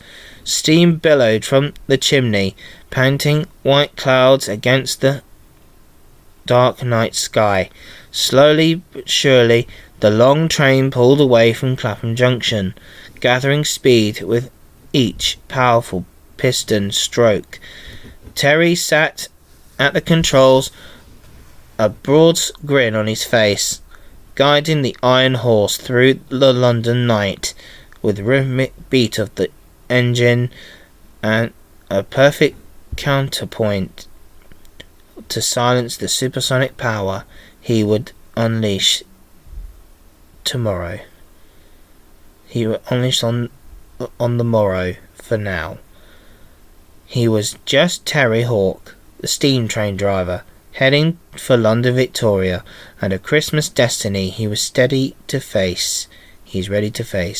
As Clan Line cleared the maze of junctions around Clapham, Terry gently eased the regulator shut. The massive locomotive, its momentum built, began to coast. He watched the line ahead, the signals glowing like colourful jewels in the dark. Carefully wound the brass reversing wheel back a few turns, shortening the valve travel for the more efficient coasting run. The suburban sprawl of the South London rushed past the cab windows, a blur of terraced houses and streetlights. Terry knew the route like the back of his hand. Ahead loomed the climb up Grosvenor Bridge, the final significant hurdle before the descent into Victoria. To the left, a familiar sight of Stewart's Lane Depot slid into view. The place where he had spent countless hours cleaning Clan Line's brass and paintwork, preparing her for prestigious British Pullman duties. Seeing it now from the driver's side of the cab felt like a homecoming. As the incline began to bite, Terry opened the regulator again, not fully, but enough to give the engine its voice. Steam rushed to the cylinders, and Clan Line responded with a surge of power, rhythmic three-cylinder beat of the exhaust deepening, transforming from a gentle chuff into powerful, resonant roar of echo of the surrounding buildings. Chuff, chuff, chuff, chuff, chuff, chuff. It was a symphony of steam, a music that Terry found deeply comforting, a testament engineering, a generous that predated his own high-tech world. They crested the bridge of the lights of London spread out before them. Terry shut off the steam, letting gravity take over. Final descent, he kept a close eye on his speed, making small, precise adjustments with the air brake handle to keep the heavy train in check. The approach signals for Victoria Station were all clear, a sequence of welcoming green lights as they entered the station throat. Terry reached up and gave the whistle chain two short, cheerful tugs. Toot toot, announcing their arrival to the waiting passengers. The vast cavernous train shed of Victoria Station swallowed them up. The sound of the engine changing instantly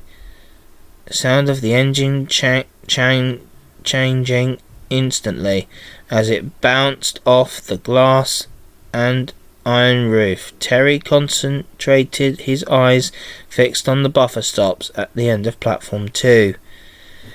With a series of gentle practice applications of the brake handle, he brought the great Merchant Navy class locomotive to a smooth, precise stop, just yards from the buffers. The cab went quiet, save gentle hiss of steam and panting of the air pump. Terry let out a breath he hadn't realised he was holding. He looked across at Dave, the driver, who was grinning broadly. "Well handled, Terry," Dave said, clapping him on the shoulder. "Smooth as silk. You're a natural." Ethan, the fireman, wiped his brow, leaving a smudge of coal dust.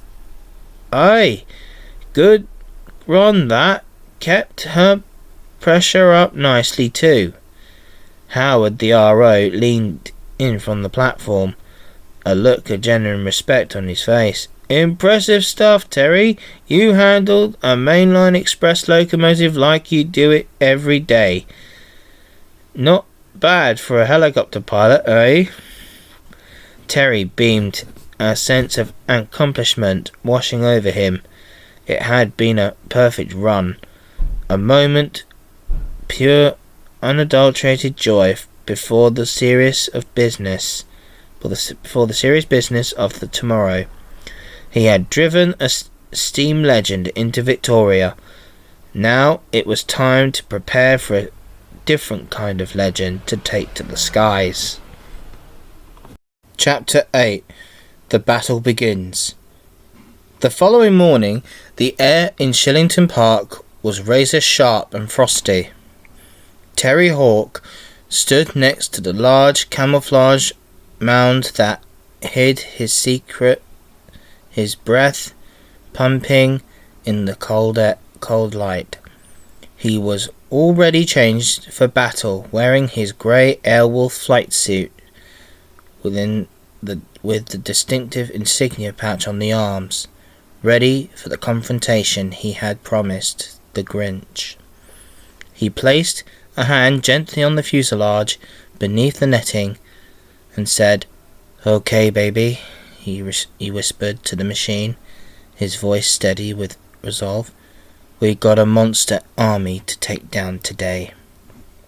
Airwolf immediately acknowledged his command with a distinctive shh from her hydraulic systems. As they pressurized, she was awake.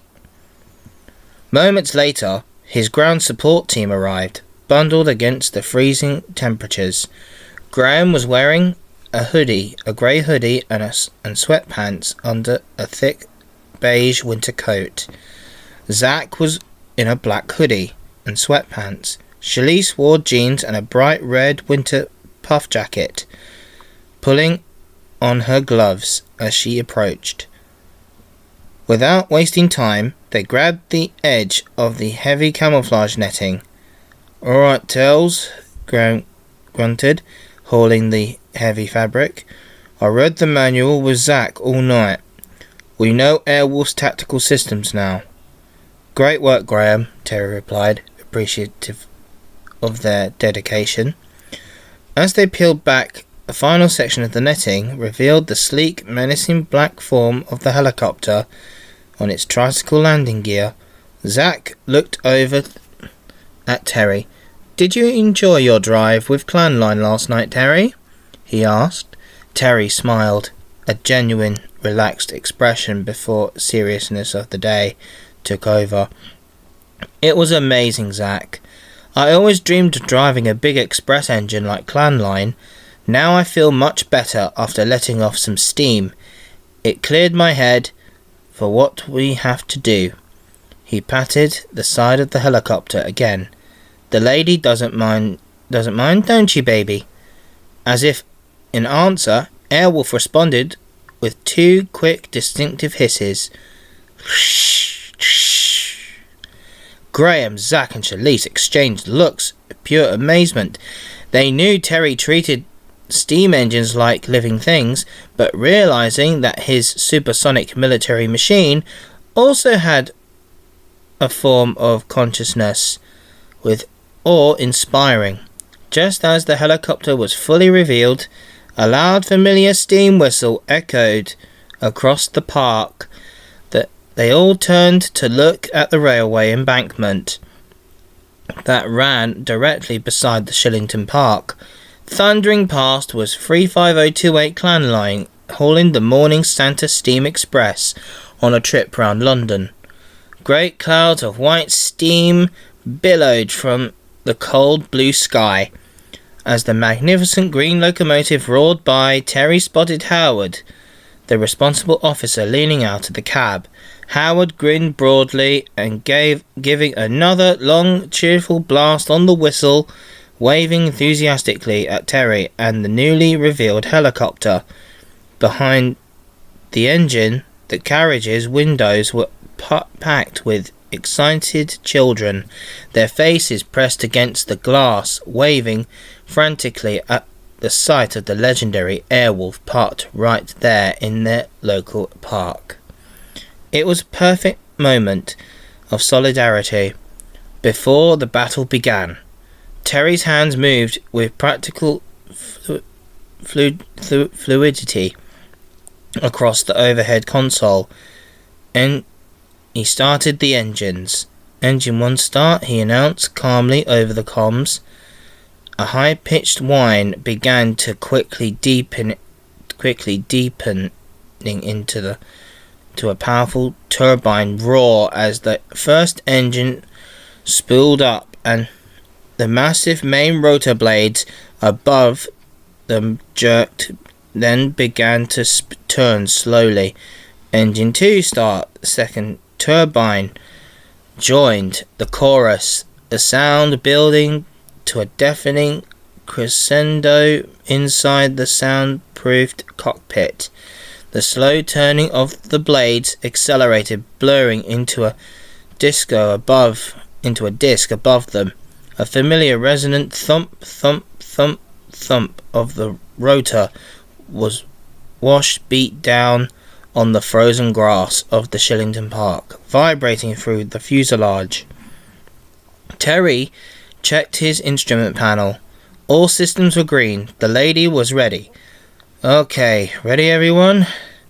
he asked, as his voice clear and steady in their helmet headsets. Shelley, sitting to his left, adjusted her grip on the co-pilot's console. "Ready, Terry," she said. From the tactical bay behind them, Graham's voice came through, the sounding focused and slightly awed. "All set, Charles. Systems are online." "All ready, Terry," Zach added, his voice tight with anticipation. "Take us up." Terry smiled behind the visor. This was the moment. "Okay, here we go." His hand gripped the collective lever, which looked like a motorcycle's throttle. He rolled it open, increasing the power, and gently pulled it upwards. The change in pitch was immediate. The thump, thump, thump intensified, becoming a powerful visceral hammering. Slowly, majestically, the 5-ton machine lifted from the frozen ground, and the view of the park outside the windscreen began to drop away. As they cleared the treetops, Terry flicked a switch on the center console. With a distinct hydraulic whine, the heavy tricycle landing gear folded up, retracting into the fuselage of Airwolf, streamlining the helicopter for the flight.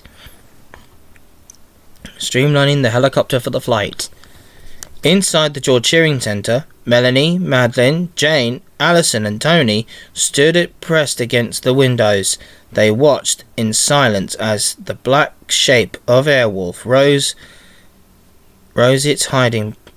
from its hiding place, snow kicking up in a vertical beneath it, before banking gracefully and heading towards the London skyline. A dark avenger on a mission to save Christmas. Airwolf had barely cleared the tree line of Shillington Park when the serene morning was shattered by a harsh buzzing sound that reverberated through the lady's hull. Back at the George Shearing Centre, the staff pressed against the windows, watching in dismay as the sky filled with hostile aircraft. In the back of Airwolf, Graham's eyes scanned the tactical screens. as red threat indicators multiplied rapidly. "Tails, we've got bogeys on the screen," he reported. Zack, monitoring the sensors alongside him, confirmed the visual. 6 green helicopters, and it looks like the Red Cobra is one of them. He paused, analysing a much faster radar signature. "Wait, there's a jet too! A Red Arrow T-Hawk 100. But it's been modified with weapon systems." In the pilot seat, Terry's jaw tightened under his helmet. The insult was personal on multiple levels. "Oh, not only has the Grinch disrespected Christmas," he growled, keeping his eyes on the horizon, "he has also disrespected one of our iconic planes, the Red Arrows." Suddenly, a static crackled in their headsets, breaking the encrypted silence. A sneering, familiar voice broke through. "Ha ha ha! That's right, Hawk. Can you take on all of us?" The Grinch crackled from the cockpit in his stolen Red Arrow jet. Then a second voice cut in, more authoritative, originating from the Red Cobra. It was the Prime Minister, Peter Starmer. "Mr. Hawk, you should have realised we should always bow down to a new order. Christmas is a load of rubbish. When you are beaten, Hawk, I will come after Generate. I will come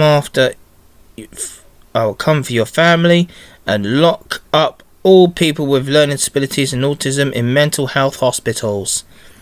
Terry's grip on the cyclic tightened, his knuckles turning white under his gloves. Blood under his gloves. The threat to vulnerable people he dedicated his life to protecting made his blood run cold. But Starmer wasn't finished. "Plus," the Prime Minister added, with vindictive glee, "I will arrange for your precious steam engine clan line to be scrapped. No more steam trains to preserve." Terry's eyes widened behind his visor. The image of the magnificent 35028 clan line being cut up for scrap after the joy he had felt driving her just hours before was the breaking point. It was enough to make Terry mad, a cold, focused fury that Stringfellow Hawk had once warned him about. Beside him, in the co-pilot seat, Shalise sensed the dangerous shift in his demeanour. "Easy, Terry," she cautioned softly. "I can see that look in your eye." From the back, Graham couldn't stay silent. He keyed the external radio broadcasting open channel to the pursuing villains. "Shut up, traitor! You talk too much." He switched instantly back to the internal comms, his voice unwavering. "It's all right, Tails. Let's take him down." Terry took a breath, focusing his rage into a tactical resolve. He agreed. "Right, weapons to combat mode and full power, both turbos. Time to take them all down in one fell swoop." In the tactical bay, Graham pushed the sequence of buttons on the weapons panel, engaging combat mode outside with mechanical precision. The panels on Airwolf side pod slid back, and the twin 30mm cannon chain guns popped out, locking into place. Simultaneously, the ADF rocket pod lowered from the helicopter's belly. "You got it, Tails," Graham yelled as he pushed the turbo levers forward to their stops. On the cyclic, Terry pushed the red turbo button. the red turbo button. A distinctive electronic buzz sounded through the cockpit. Instantly, Airwolf screamed. A primal mechanical snort was followed by a legendary terrifying supersonic howl as the twin rear turbines ignited.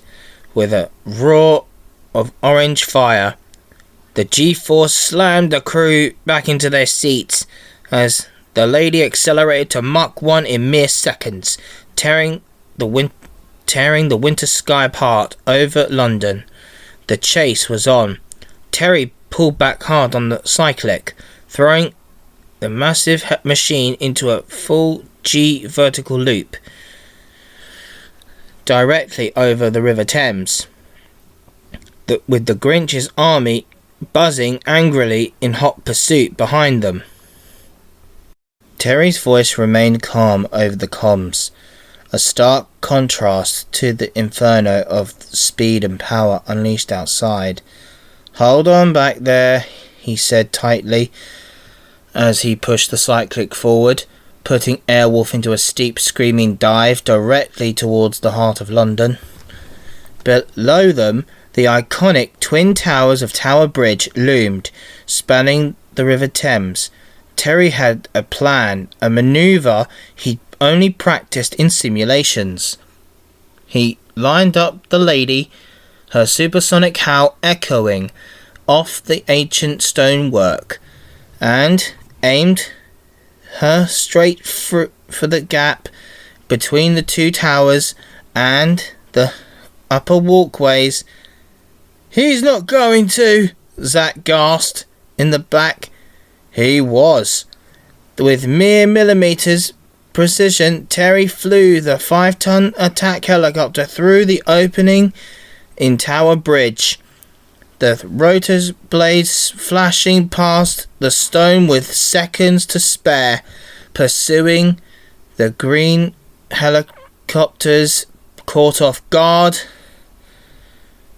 by the insane maneuvers, scrambled the following, losing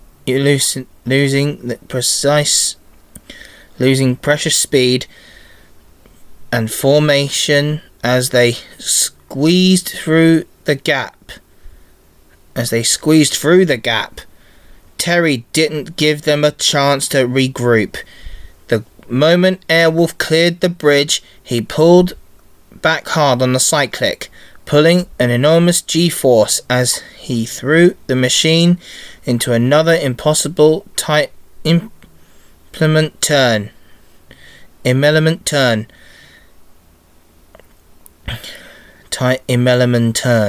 I should say, doubling back on his own flight path. Suddenly, Airwolf was face to face with her pursuers.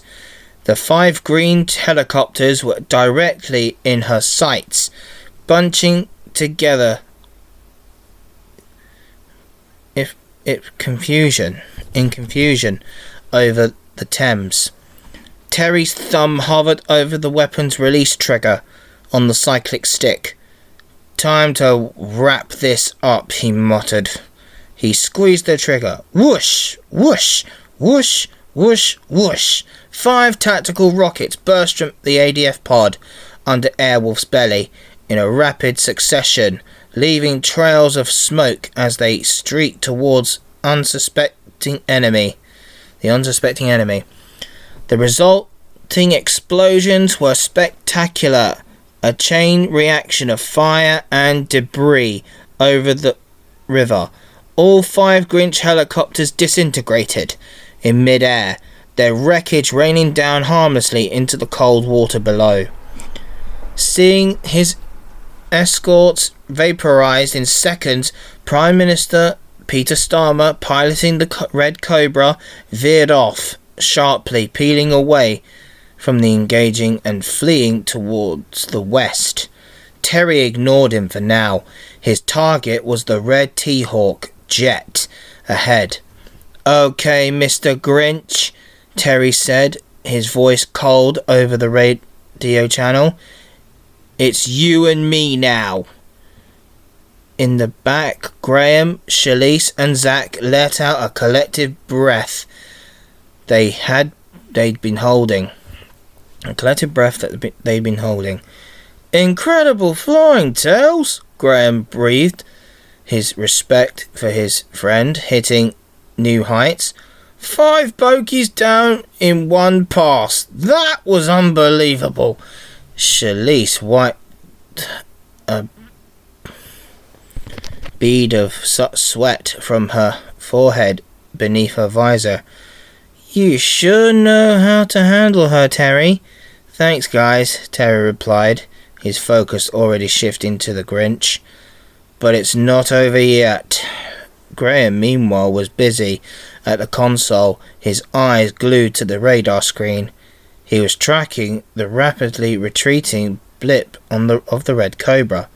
"I've got eyes on Starmer's chopper, Terry," he reported, a worried frown hidden by his helmet. "He's heading west, fast. Wondering what that evil Prime Minister is up to now."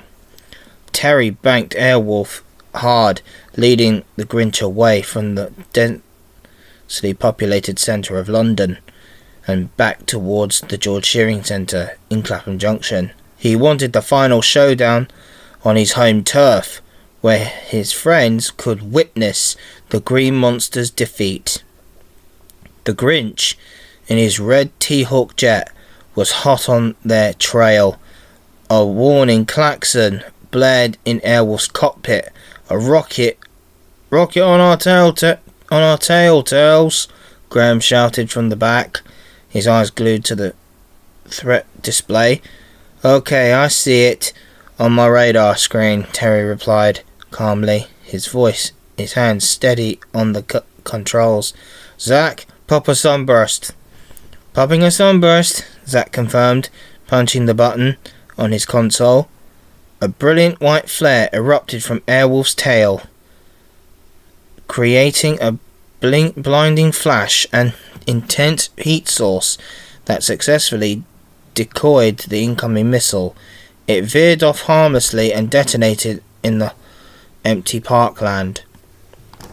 Frustrated, the Grinch opened up with his jet's machine guns, spraying rounds harmlessly, pinged off Airwolf's advanced armour, or missed entirely as Terry threw the helicopter into a series of evasive jinks. Terry clicked open the comms channel to the Grinch. "Good try, Grinch," he taunted coldly, "but no McDonald's meal for you today, just tangerines." In the cockpit, Graham, Zach and Shalise laughed. It was classic Terry, staying cool and delivering perfectly timed insults in the middle of the dogfight. He is trying, Tails," Graham said, grinning behind his visor. "Show him how much of a skilled pilot you are." Terry nodded steely, with determination in his eyes. "With pleasure. Hold tight, everyone," Terry said. He pushed the turbo levers forward again, engaging the twin turbines. Airwolf howled as she began a rapid ascent, climbing higher and higher into the cold winter sky. The Grinch, blinded by rage and unaware of Terry's tactical plan, took the bait and followed in hot pursuit, pushing his jet to its limits as they climbed towards the higher altitude. Chapter 9: The Milky Way. Inside the cockpit, Graham, Zach and Shalise let out audible gasps of surprise as the blue-black of the upper atmosphere suddenly filled the windscreen. The altimeter on the dashboard read an impossible 70,000 feet. They knew Airwolf was capable of incredible things, but this was beyond anything they had imagined. "Tails, you sure about this?" Graham asked, his voice tight as he gripped the edge of his console. "Trust me," Terry replied, his voice calm, focused as he pulled the collective lever down. And the lady responded instantly. The helicopter tipped forward, diving from the edge of space like a roller coaster car, plunging down. The first big drop. Terry engaged the turbos again. Not for the lift this time, but for sheer, terrifying speed. The G-force slammed them back into their seats as the world outside became a blur of descending clouds. The Grinch, his jet already at its performance limit, foolishly followed as he pushed the T-Hawk into a steep dive. A warning alarm shrieked in his cockpit. "Stall, stall," the computer voice warned. The jet shuddered violently. In his panic, the Grinch fought the controls, but it was no use. The T-Hawk's control surfaces locked into the dive position. He was in a deep plunge. Realizing he'd been baited, the Grinch roared over the radio channel, his voice crackling with fury and fear. "Damn you, Hawk! You tricked me! You tricked me! I'm going to crash!" In a final act of spite, he keyed his comms to his only remaining ally. "Grinch the Stammer, find that steam train of his and destroy it with everyone on board." Terry's blood ran cold as he heard the Grinch's order. Clan line, his friends, innocent children, all on the Christmas special. He had to end this now. Below them, the sprawling concrete jungle of London was rushing up to meet them. At terrifying speed, buildings that looked like toys were rapidly becoming life-sized obstacles. "Terry, the ground!" Chilice yelled, her hand gripping the co-pilot's handle. "I see it," Terry grunted, fighting the immense G-force. He pulled back on the cyclic, his muscles straining. Airwolf groaned under the stress, but her advanced airframe held firm. Slowly, agonizingly, the dive shallowed. The helicopter leveled out just above the rooftops, slowing its descent with a bone-jarring judder. Terry banked the helicopter sharply, turning to look back at the doomed jet still hurtling towards the ground.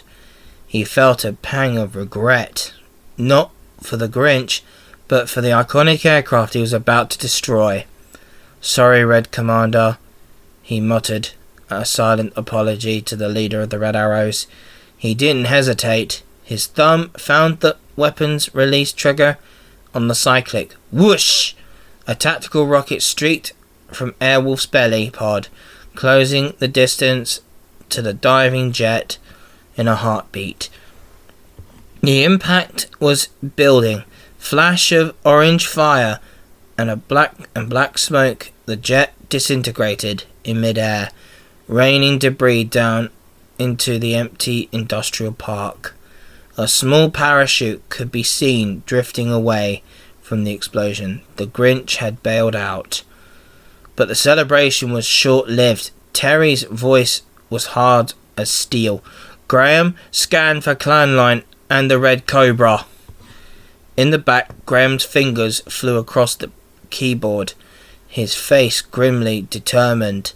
"Scanning now, Tails. I'll find them." Chapter 10. Steam Train Rescue. Terry kept Airwolf low, following the glint of the railway tracks as they cut through the suburban landscapes. Ahead, a plume of white steam billowed into the cold air, a beacon of defiance against the Grinch's grey world. It was Clanline, her green paint gleaming, chuffing majestically away from a small station headed towards the safety of London Victoria. But the peaceful scene was shattered by a flash of red. The red Cobra helicopter, flown by the vindictive Prime Minister Peter Starmer, was swooping down from the north, its weapons pods armed and locked onto the steam train. "No you don't," Terry growled. He slammed his thumb onto the turbo fire button. Airwolf shuddered as the twin turbines ignited, propelling the Lady forward with a supersonic roar, closing the gap to the Cobra in seconds. He keyed the radio, switching to the frequency he knew Dave, the driver, would be monitoring hit on his walkie-talkie. "Airwolf to Dave, over. Look out, a red Cobra helicopter is after you. He's going to try and destroy you. Remain there until it's clear. I'll handle it." Dave's voice crackled back, calm, professional, despite the threat. "Roger that, Terry. We have to stay here anyway. Signal's just gone back to danger. I'll tell the signaller." He immediately reached for the GSMR cab radio handset to alert the signal box of the situation. Terry pulled back on the cyclic, bringing Airwolf directly into the path of the oncoming Cobra. The two helicopters hovered face to face. A black wolf and a red snake poised for battle. Terry opened a direct channel to Peter Starmer. "Hands off, Starmer," he commanded, his voice cold as steel. "You leave Clanline alone. Fight me, coward." The taunt worked. The taunt worked. Starmer, his ego bruised and his plans crumbling, roared in fury. He broke off his attack run on the steam train and hauled the Cobra around, focusing all his hatred on the black helicopter that had thwarted him at every turn. The chase was on again, but this time the target was the only one that mattered. Terry kept Airwolf perfectly between the red Cobra and Clanline, a defined black shield protecting the steam train. The passengers on board, including a wide-eyed Howard in the support coach, watched in mixture of terror and awe as the aerial battle unfolded. Terry pulled Airwolf up high, drawing Starmer's attention away from the vulnerable train below. Starmer, enraged, pulled the trigger. Machine gun fire ripped through the air, harmlessly pinging off Airwolf's armor hull. Terry's voice, cool and mocking, crackled over the open channel. "Is that all you got, Prime Minister? No wonder you failed to protect our country." "Grr! Shut up, Hawk! You ruined everything!" Starmer screamed back, his voice thick with frustration. He then fired a heat-seeking rocket, which locked onto Airwolf's exhaust plume, a glowing trail against the sky. Terry had another trick up his sleeve. He slammed his thumb onto the turbo button. Airwolf surged forward, and Terry began a series of evasive maneuvers, luring the missile. Graham, use the microjammer to jam that missile," he commanded. "Jammer engaged, Turles," Graham confirmed, his fingers flying across the console. A burst of electronic interference pulsed from Airwolf momentarily, confusing the missile's guidance system. Terry then steered Airwolf directly towards the Red Cobra, closing the distance at impossible speed. The two helicopters were nose to nose, hovering precariously close, the machine guns bristling. "Now!" Terry yelled. He punched the turbos, but this time he used the explosive burst of speed to leap Airwolf away from the Cobra. Peter Starmer, caught off guard by the sudden move, could only stare wide-eyed horror as his own missile, now reacquired its target thanks to Terry's precise jamming and maneuver, slammed directly into the Cobra. Kaboom! A blinding flash of orange fire and black smoke erupted where the Cobra had been. Peter Starmer, the traitorous Prime Minister, became the victim of his own weapon. In Airwolf's cockpit, Graham, Zack and Shalise were speechless, then erupted in cheers. "Wow, Tails, unbelievable!" Zack exclaimed. "You turned the missile on the Cobra. How did you do that?" Terry smiled, a hint of his Uncle String's wry humour in his voice. "Just a little trick my Uncle String taught me.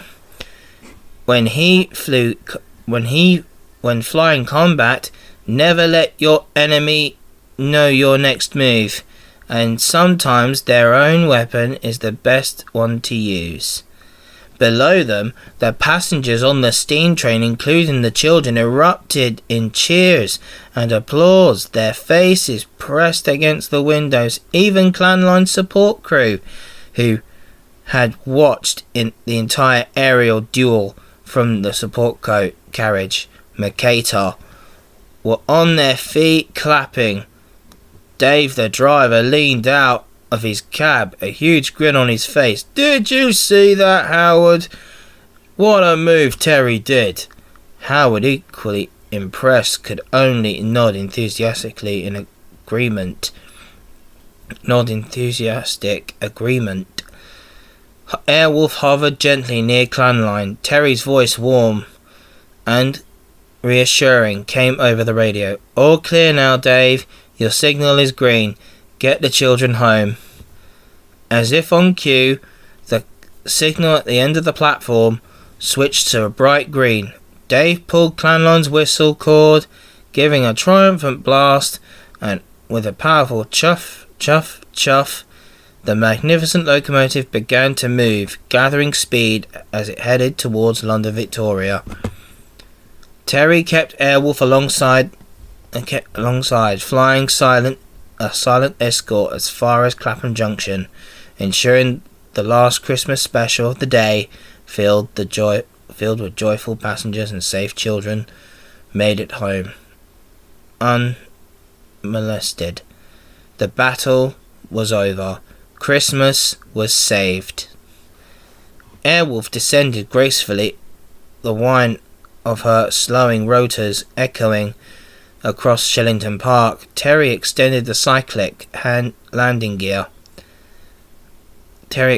tricycle landing gear with a familiar hydraulic whine, bringing the lady down gently onto the frosty grass, exactly where she had departed. As the powerful turbine spooled down and a final silence, the quiet of the winter evening settled once more. The hatch hissed open, and Terry, still in his flight suit, breathed in as he took off his helmet. The cold, clean air. Graham, Zack and Shalise were already unbuckling and taking off their helmets, their faces alighted with a mixture of exhilaration and relief. From the George Shearing Centre, the entire Generate staff, who had watched the distant aerial battle unfolded with bated breath, streamed out onto the park, cheering wildly. Melanie, Madeline, Jane, Alison and Tony rushed forward, their faces beaming with pride and gratitude. Jenny, who had disembarked Clan Line at Clapham Junction and rushed back to the park with her family after the all clear, was the first to reach Terry. She was the first to reach Terry. She threw her arms around him, burying her face in his chest. "Terry, I was so scared for you," she sobbed, her voice trembling. Terry hugged her back, his own relief washing over him. "I know, Jenny," he murmured gently, stroking her hair. "But the Grinch was never a match for the lady. We knew what we were doing." He pulled back slightly, a thoughtful expression on his face. "Listen, I'm staying for a bit with Airwolf. The NSPCC asked me to be Santa Claus for their charity event. I couldn't say no after all this." Graham clapped him on the shoulder with a wide grin on his face. "I knew you had a good reason to come back home, Tails. That's brilliant. Where would Airwolf stay, mate?" Terry looked around the park, then gazed drift towards the horizon. "Well, AFC Wimbledon's football stadium is the best place," he mused. There are no matches scheduled. Perfect spot for the lady to hide." All Generate staff agreed enthusiastically. Caroline from the Board of Trustees, who also managed the stadium, stepped forward. "Of course, Terry," she declared, already making a call on her phone. "Anything to keep your machine safe. A hero's welcome for a hero's ride." As Airwolf's rotors finally stilled, creating a strange, unearthly silence in Shillington Park, a figure landed clumsily from above.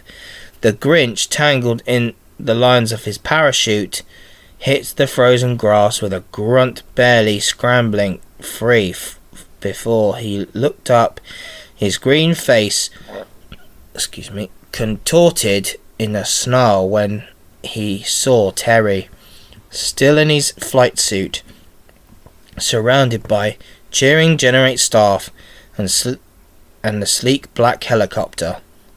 Terry walked calmly towards him, his expression grim. "Merry Christmas, Grinch," he said, his voice cold.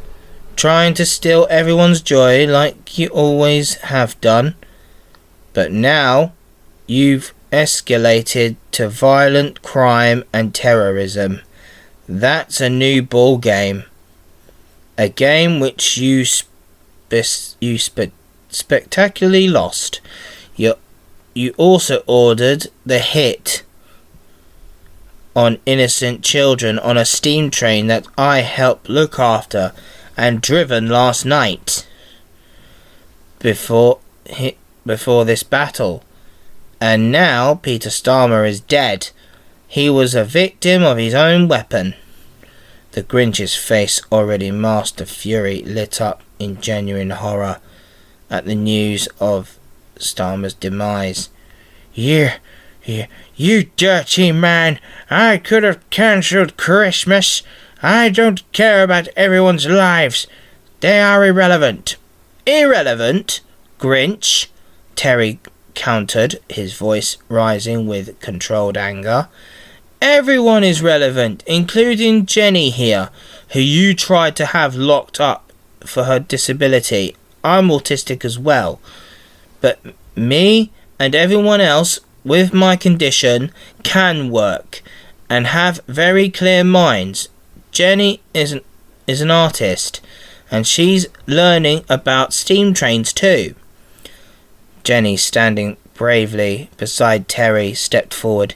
"You, Grinch, have no heart. Your heart is black. You only care about money and power.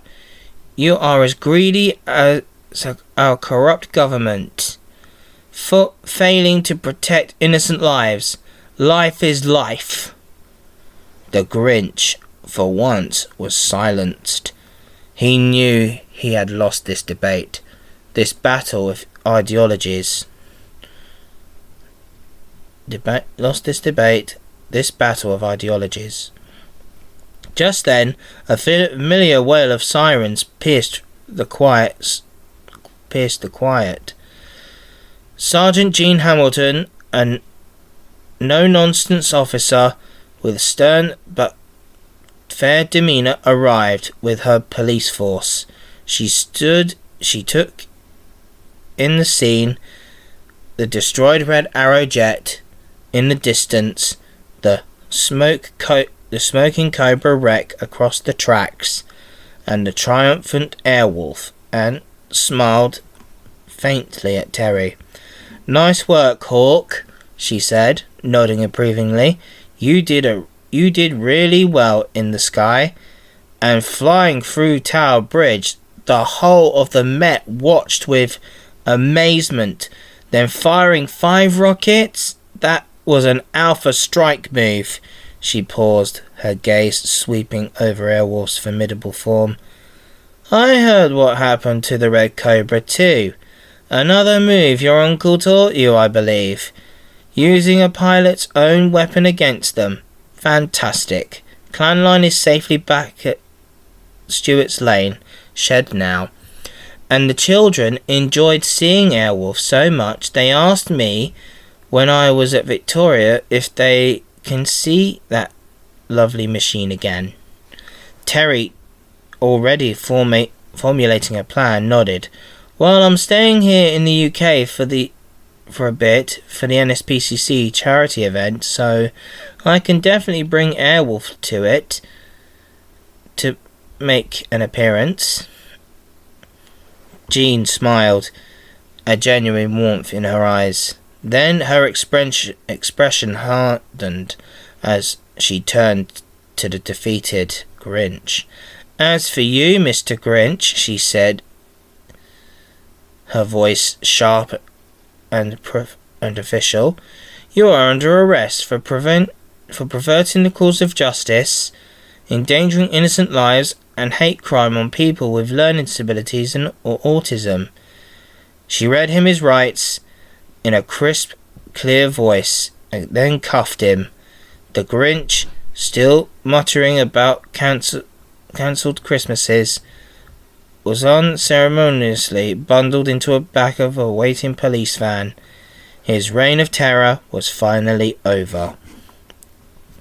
As the police van's door slammed shut, the Grinch's complaints and sped away. With Sergeant Jean Hamilton, a collective cheer erupted in Shillington Park. Graham, Zack, and Shalise high-fived, the tension of the day finally dissipating into relief. Jenny clapped excitedly, her earlier fear completely replaced by joy. Turning to Terry, her eyes sparkling with a new idea, Jenny said, "Terry, I live right near AFC Wimbledon Stadium. Could you give me a lift in Airwolf when you take her there?" Terry's smile widened. "Of course I can give you a lift." And he moved back to the open cockpit hatch. Reaching inside into a storage compartment, he pulled out a neatly folded grey Airwolf flight suit identical to his own, completely with the snarling wolf insignia on the patch on the arms. "Merry Christmas, Jenny," he said, warmly handing it to her. Jenny gasped, taking the suit reverently. A wide, beautiful smile spread across her face as she held it up. "First a ride on a steam train, now a flight in a super helicopter. This is the best Christmas ever. Thank you, Terry. Merry Christmas to you too. You are the best." She looked at the massive machine seriously. "Remember to keep Airwolf safe when you're when you head back to America. I will, Jenny. I promise, Terry agreed softly. Jenny quickly ran into the George Shearing Centre to change. While she was gone, Graham slapped Terry on the shoulder. Good luck at the NSPCC event, Tails. See you at the staff Christmas do tomorrow night. Alison stepped forward, checking her watch. Oh, Terry, I actually need to head back to the main office to sort out the insurance paperwork for using the stadium. It's right next door to AFC Wimbledon, so I wouldn't mind flying with you. Terry nodded. Hop in, Alison. A moment later, Jenny emerged, looking sharp and incredibly proud in her new flight suit. She climbed into the back cabin, settling into one of the rear computer station's seats. With a look of pure concentration, Alison climbed into the front left co-pilot seat, buckling her harness. Terry swung himself into the pilot seat on the right-hand side. They immediately put on the sleek black Airwolf helmets, leaving the visors up so they could see each other's smiles in the cockpit lighting. Without needing to announce it this time, Terry reached up to the overhead console. His fingers danced over the start switches. A high-pitched whine quickly deepened into a powerful roar as Airwolf's twin turbines came back to life. The main rotors began to spin above them, whipping up the frosty air of the park once more. In the back, Jenny, taking her new role seriously, leaned over the tactical keyboard, carefully typed the precise coordinates for AFC Wimbledon Football Stadium, readying the navigation computer for the short hop across to South London. Chapter 11. Escape Attempt. With the roar of Airwolf's engines filling the cockpit and the main rotors a furious blur above them, Terry lifted the collective lever. The super helicopter surged upwards, leaving the cheers of Generate staff echoing faintly below them. She climbed swiftly into the twilight sky, banking gently towards their destination. Suddenly, a voice crackled urgently over the helmet comms, cutting through the turbine whine. Hamilton to Airwolf, come in, Hawk. It was Sergeant Jean Hamilton. Her voice was laced with panic. Go ahead, Sergeant, what's up? Terry replied, his tone immediately shifting to professional alertness. Hawk, the Grinch's army is trying to pin us down. More of his green helicopters. They're trying to rescue him from the transport van. Come deal with them, please. Terry's eyes widened. The Grinch was trying to break out already? Hold on, Jean, we're on our way, he confirmed. He turned his head slightly towards Jenny in the back. Jenny, on the weapons panel it says combat mode. Press those buttons, then push the turbo lever to full power. Jenny, her face a mask of determination, concentration. In her new flight suit, didn't hesitate. Her fingers flew across the panel. Combat mode ready, she announced, her voice firm. She then pushed the turbo lever all the way forward. And turbos on the line. Airwolf responded instantly, with a familiar series of hydraulic hisses and clunks. Her weapon systems deployed. The 30mm chain guns dropped out from the side pods, and the ADF rocket belly pod extended into position. Hold tight now, Terry warned, as his voice hardening with resolve. We are going Mach 1. He slapped the turbo button on the cyclic stick. A deep, resonant buzz vibrated through the cockpit. Then Airwolf's turbos burst into life. With an incredible roar, The helicopters lunged forward, accelerating with astonishing force, tearing through the night sky like a phantom predator. Their destination was clear, Wandsworth Prison, where the Grinch's remaining choppers were attempting a brazen rescue. "Not tonight," Terry muttered, his visor snapping down with a soft click. The heads-up display immediately came alive, a clear red square locking onto the first green helicopter. Without hesitation, Terry pulled the trigger. Whoosh! A rocket burst out from the Airwolf's belly pod, a fiery streak against the dark urban backdrop. It slammed into the lead Grinch chopper with a blinding flash and explosion. Kaboom!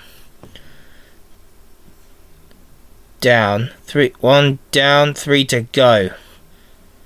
Down, 3 to go, Terry announced, already throwing Airwolf into a sharp turn, using the lady's unparalleled speed and agility to outpace and outmaneuver the remaining Grinch helicopters. The night sky covered Wandsworth had just become his hunting ground. Terry didn't waste a second. He lined up the next green chopper in his crosshairs. This time, he opted for a more direct approach. He decided to use the 30mm chain guns. Terry squeezed the trigger, and in a roar, a furious hail of explosive rounds erupted from Airwolf's side pods, tearing into the second Grinch chopper. It spun out of control, a flaming mess of metal and rotor blades, plummeting towards the ground below. The crew could see it crashing into the prison yard, exploding in a fiery blossom that briefly lit up the grim walls of Wandsworth Prison. 2 to go now, Terry, Alison exclaimed, her voice a mix of awe and exhilaration over the comms. Her hands gripped the co-pilot's console tightly, her eyes wide. This was a far cry from office paperwork. Her first taste of Airwolf in Mach 1 combat was an unforgettable, terrifying experience. Suddenly, a missile warning blared in the cockpit.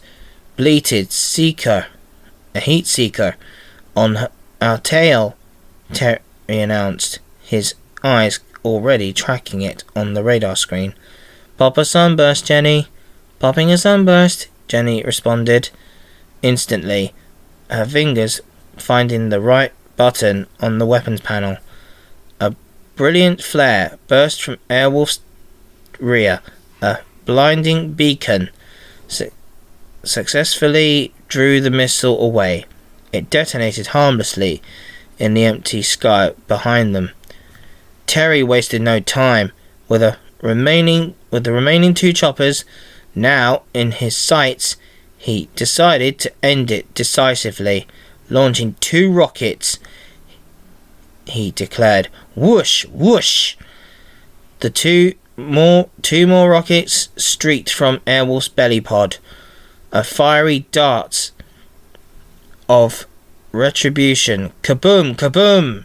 The two the explosions were almost simultaneous, blooming like deadly fireworks in the night sky. The last 2 Grinch helicopters disintegrated into fiery debris. "All clear now, Jean," Terry announced over the comms, a hint of satisfaction in his voice. "Trouble neutralized. Take that Grinch into prison. He's not getting a get out of jail free card for Christmas, apart from tangerines." Sergeant Gene Hamilton's relieved giggled crackled over the radio. Will do, Hawk. Excellent work. With the threat eliminated, Terry brought Airwolf out of combat mode, retracting her weapon systems with a series of mechanical hisses and clunks. He eased the turbos down, slowing the supersonic dash. The powerful engine still hummed, but the furious roar softened to a controlled thrum as he began their descent. He began their descent. He flew Airwolf towards AFC Wimbledon, Jenny busy in the back, ensuring all systems were secure after their high-octane battle. Under the stark glare of the stadium floodlights, the team set to work. Terry, Allison, Jenny, and Zach unfolded the massive silver tarpaulin, its metallic fabric rustling in the cold night air. Working together, they draped it over Airwolf's sleek fuselage, covering the rotor hub, the cockpit, and the tail boom. They secured the edges with weights and ropes, transforming the formidable attack helicopter into a large, non-scripted silver mound on the center of the circle of the pitch. "Good idea, Zach," Allison said, stepping back to admire the handiwork. "Airwolf will be able to sleep well tonight, safe and sound." "Yeah, and hidden in plain sight," Zach agreed, dusting off his hands. "Nobody would guess what's under there." With the ladies secure, the group made their way out of the silent stadium. Locking the gates behind them, they walked back to the Generate office together. The adrenaline of the evening finally began to fade, replaced by bone-deep weariness. After saying his good nights to the team, Terry pulled his black regatta winter coat tighter around him and set off on a short walk to his flat in Summerstown. The streets were quiet now, the earlier chaos, fear replaced by a peaceful, frosty stillness. He breathed in the cold air, his mind replaying the day's incredible events. The steam train drive, the aerial battle saving Clan Line, and the Grinch's defeat. It had been a long, hard day, but a true Christmas miracle had happened. Terry let himself into his quiet flat, familiar surroundings, comforting balm after a high-altitude drama. He didn't bother with lights, just headed straight for the bedroom. He changed into his pajamas, his body heavy with exhaustion. As his head hit the pillow, sleep claimed him. Almost instantly, he was ready for the NSPCC charity event tomorrow, but first he needed to rest. What will happen at the charity event? Will Santa Terry arrive in style? Find out on the next exciting episode of Airwolf, A Christmas Carol. The end. That was a brilliant story, guys, wasn't it? I'm glad you all enjoyed it. Thank you all for listening to it. And for the last time, Merry Christmas to all of you and to everyone else at Generate Opportunities. Please support our charity by visiting our website. Donate as much money as you can if you need to. And yeah, that's me, guys. Yeah, and I do have another Christmas story I like to read out. It's from the NSPCC. It's called Airwolf, A Christmas Carol, which I will read, even though This month will still be Christmas a little bit. It's still Christmas in my eyes, actually, this month, December. It's always been a Christmas month. Boxing Day is tomorrow, by the time you read this, or listen to it at least.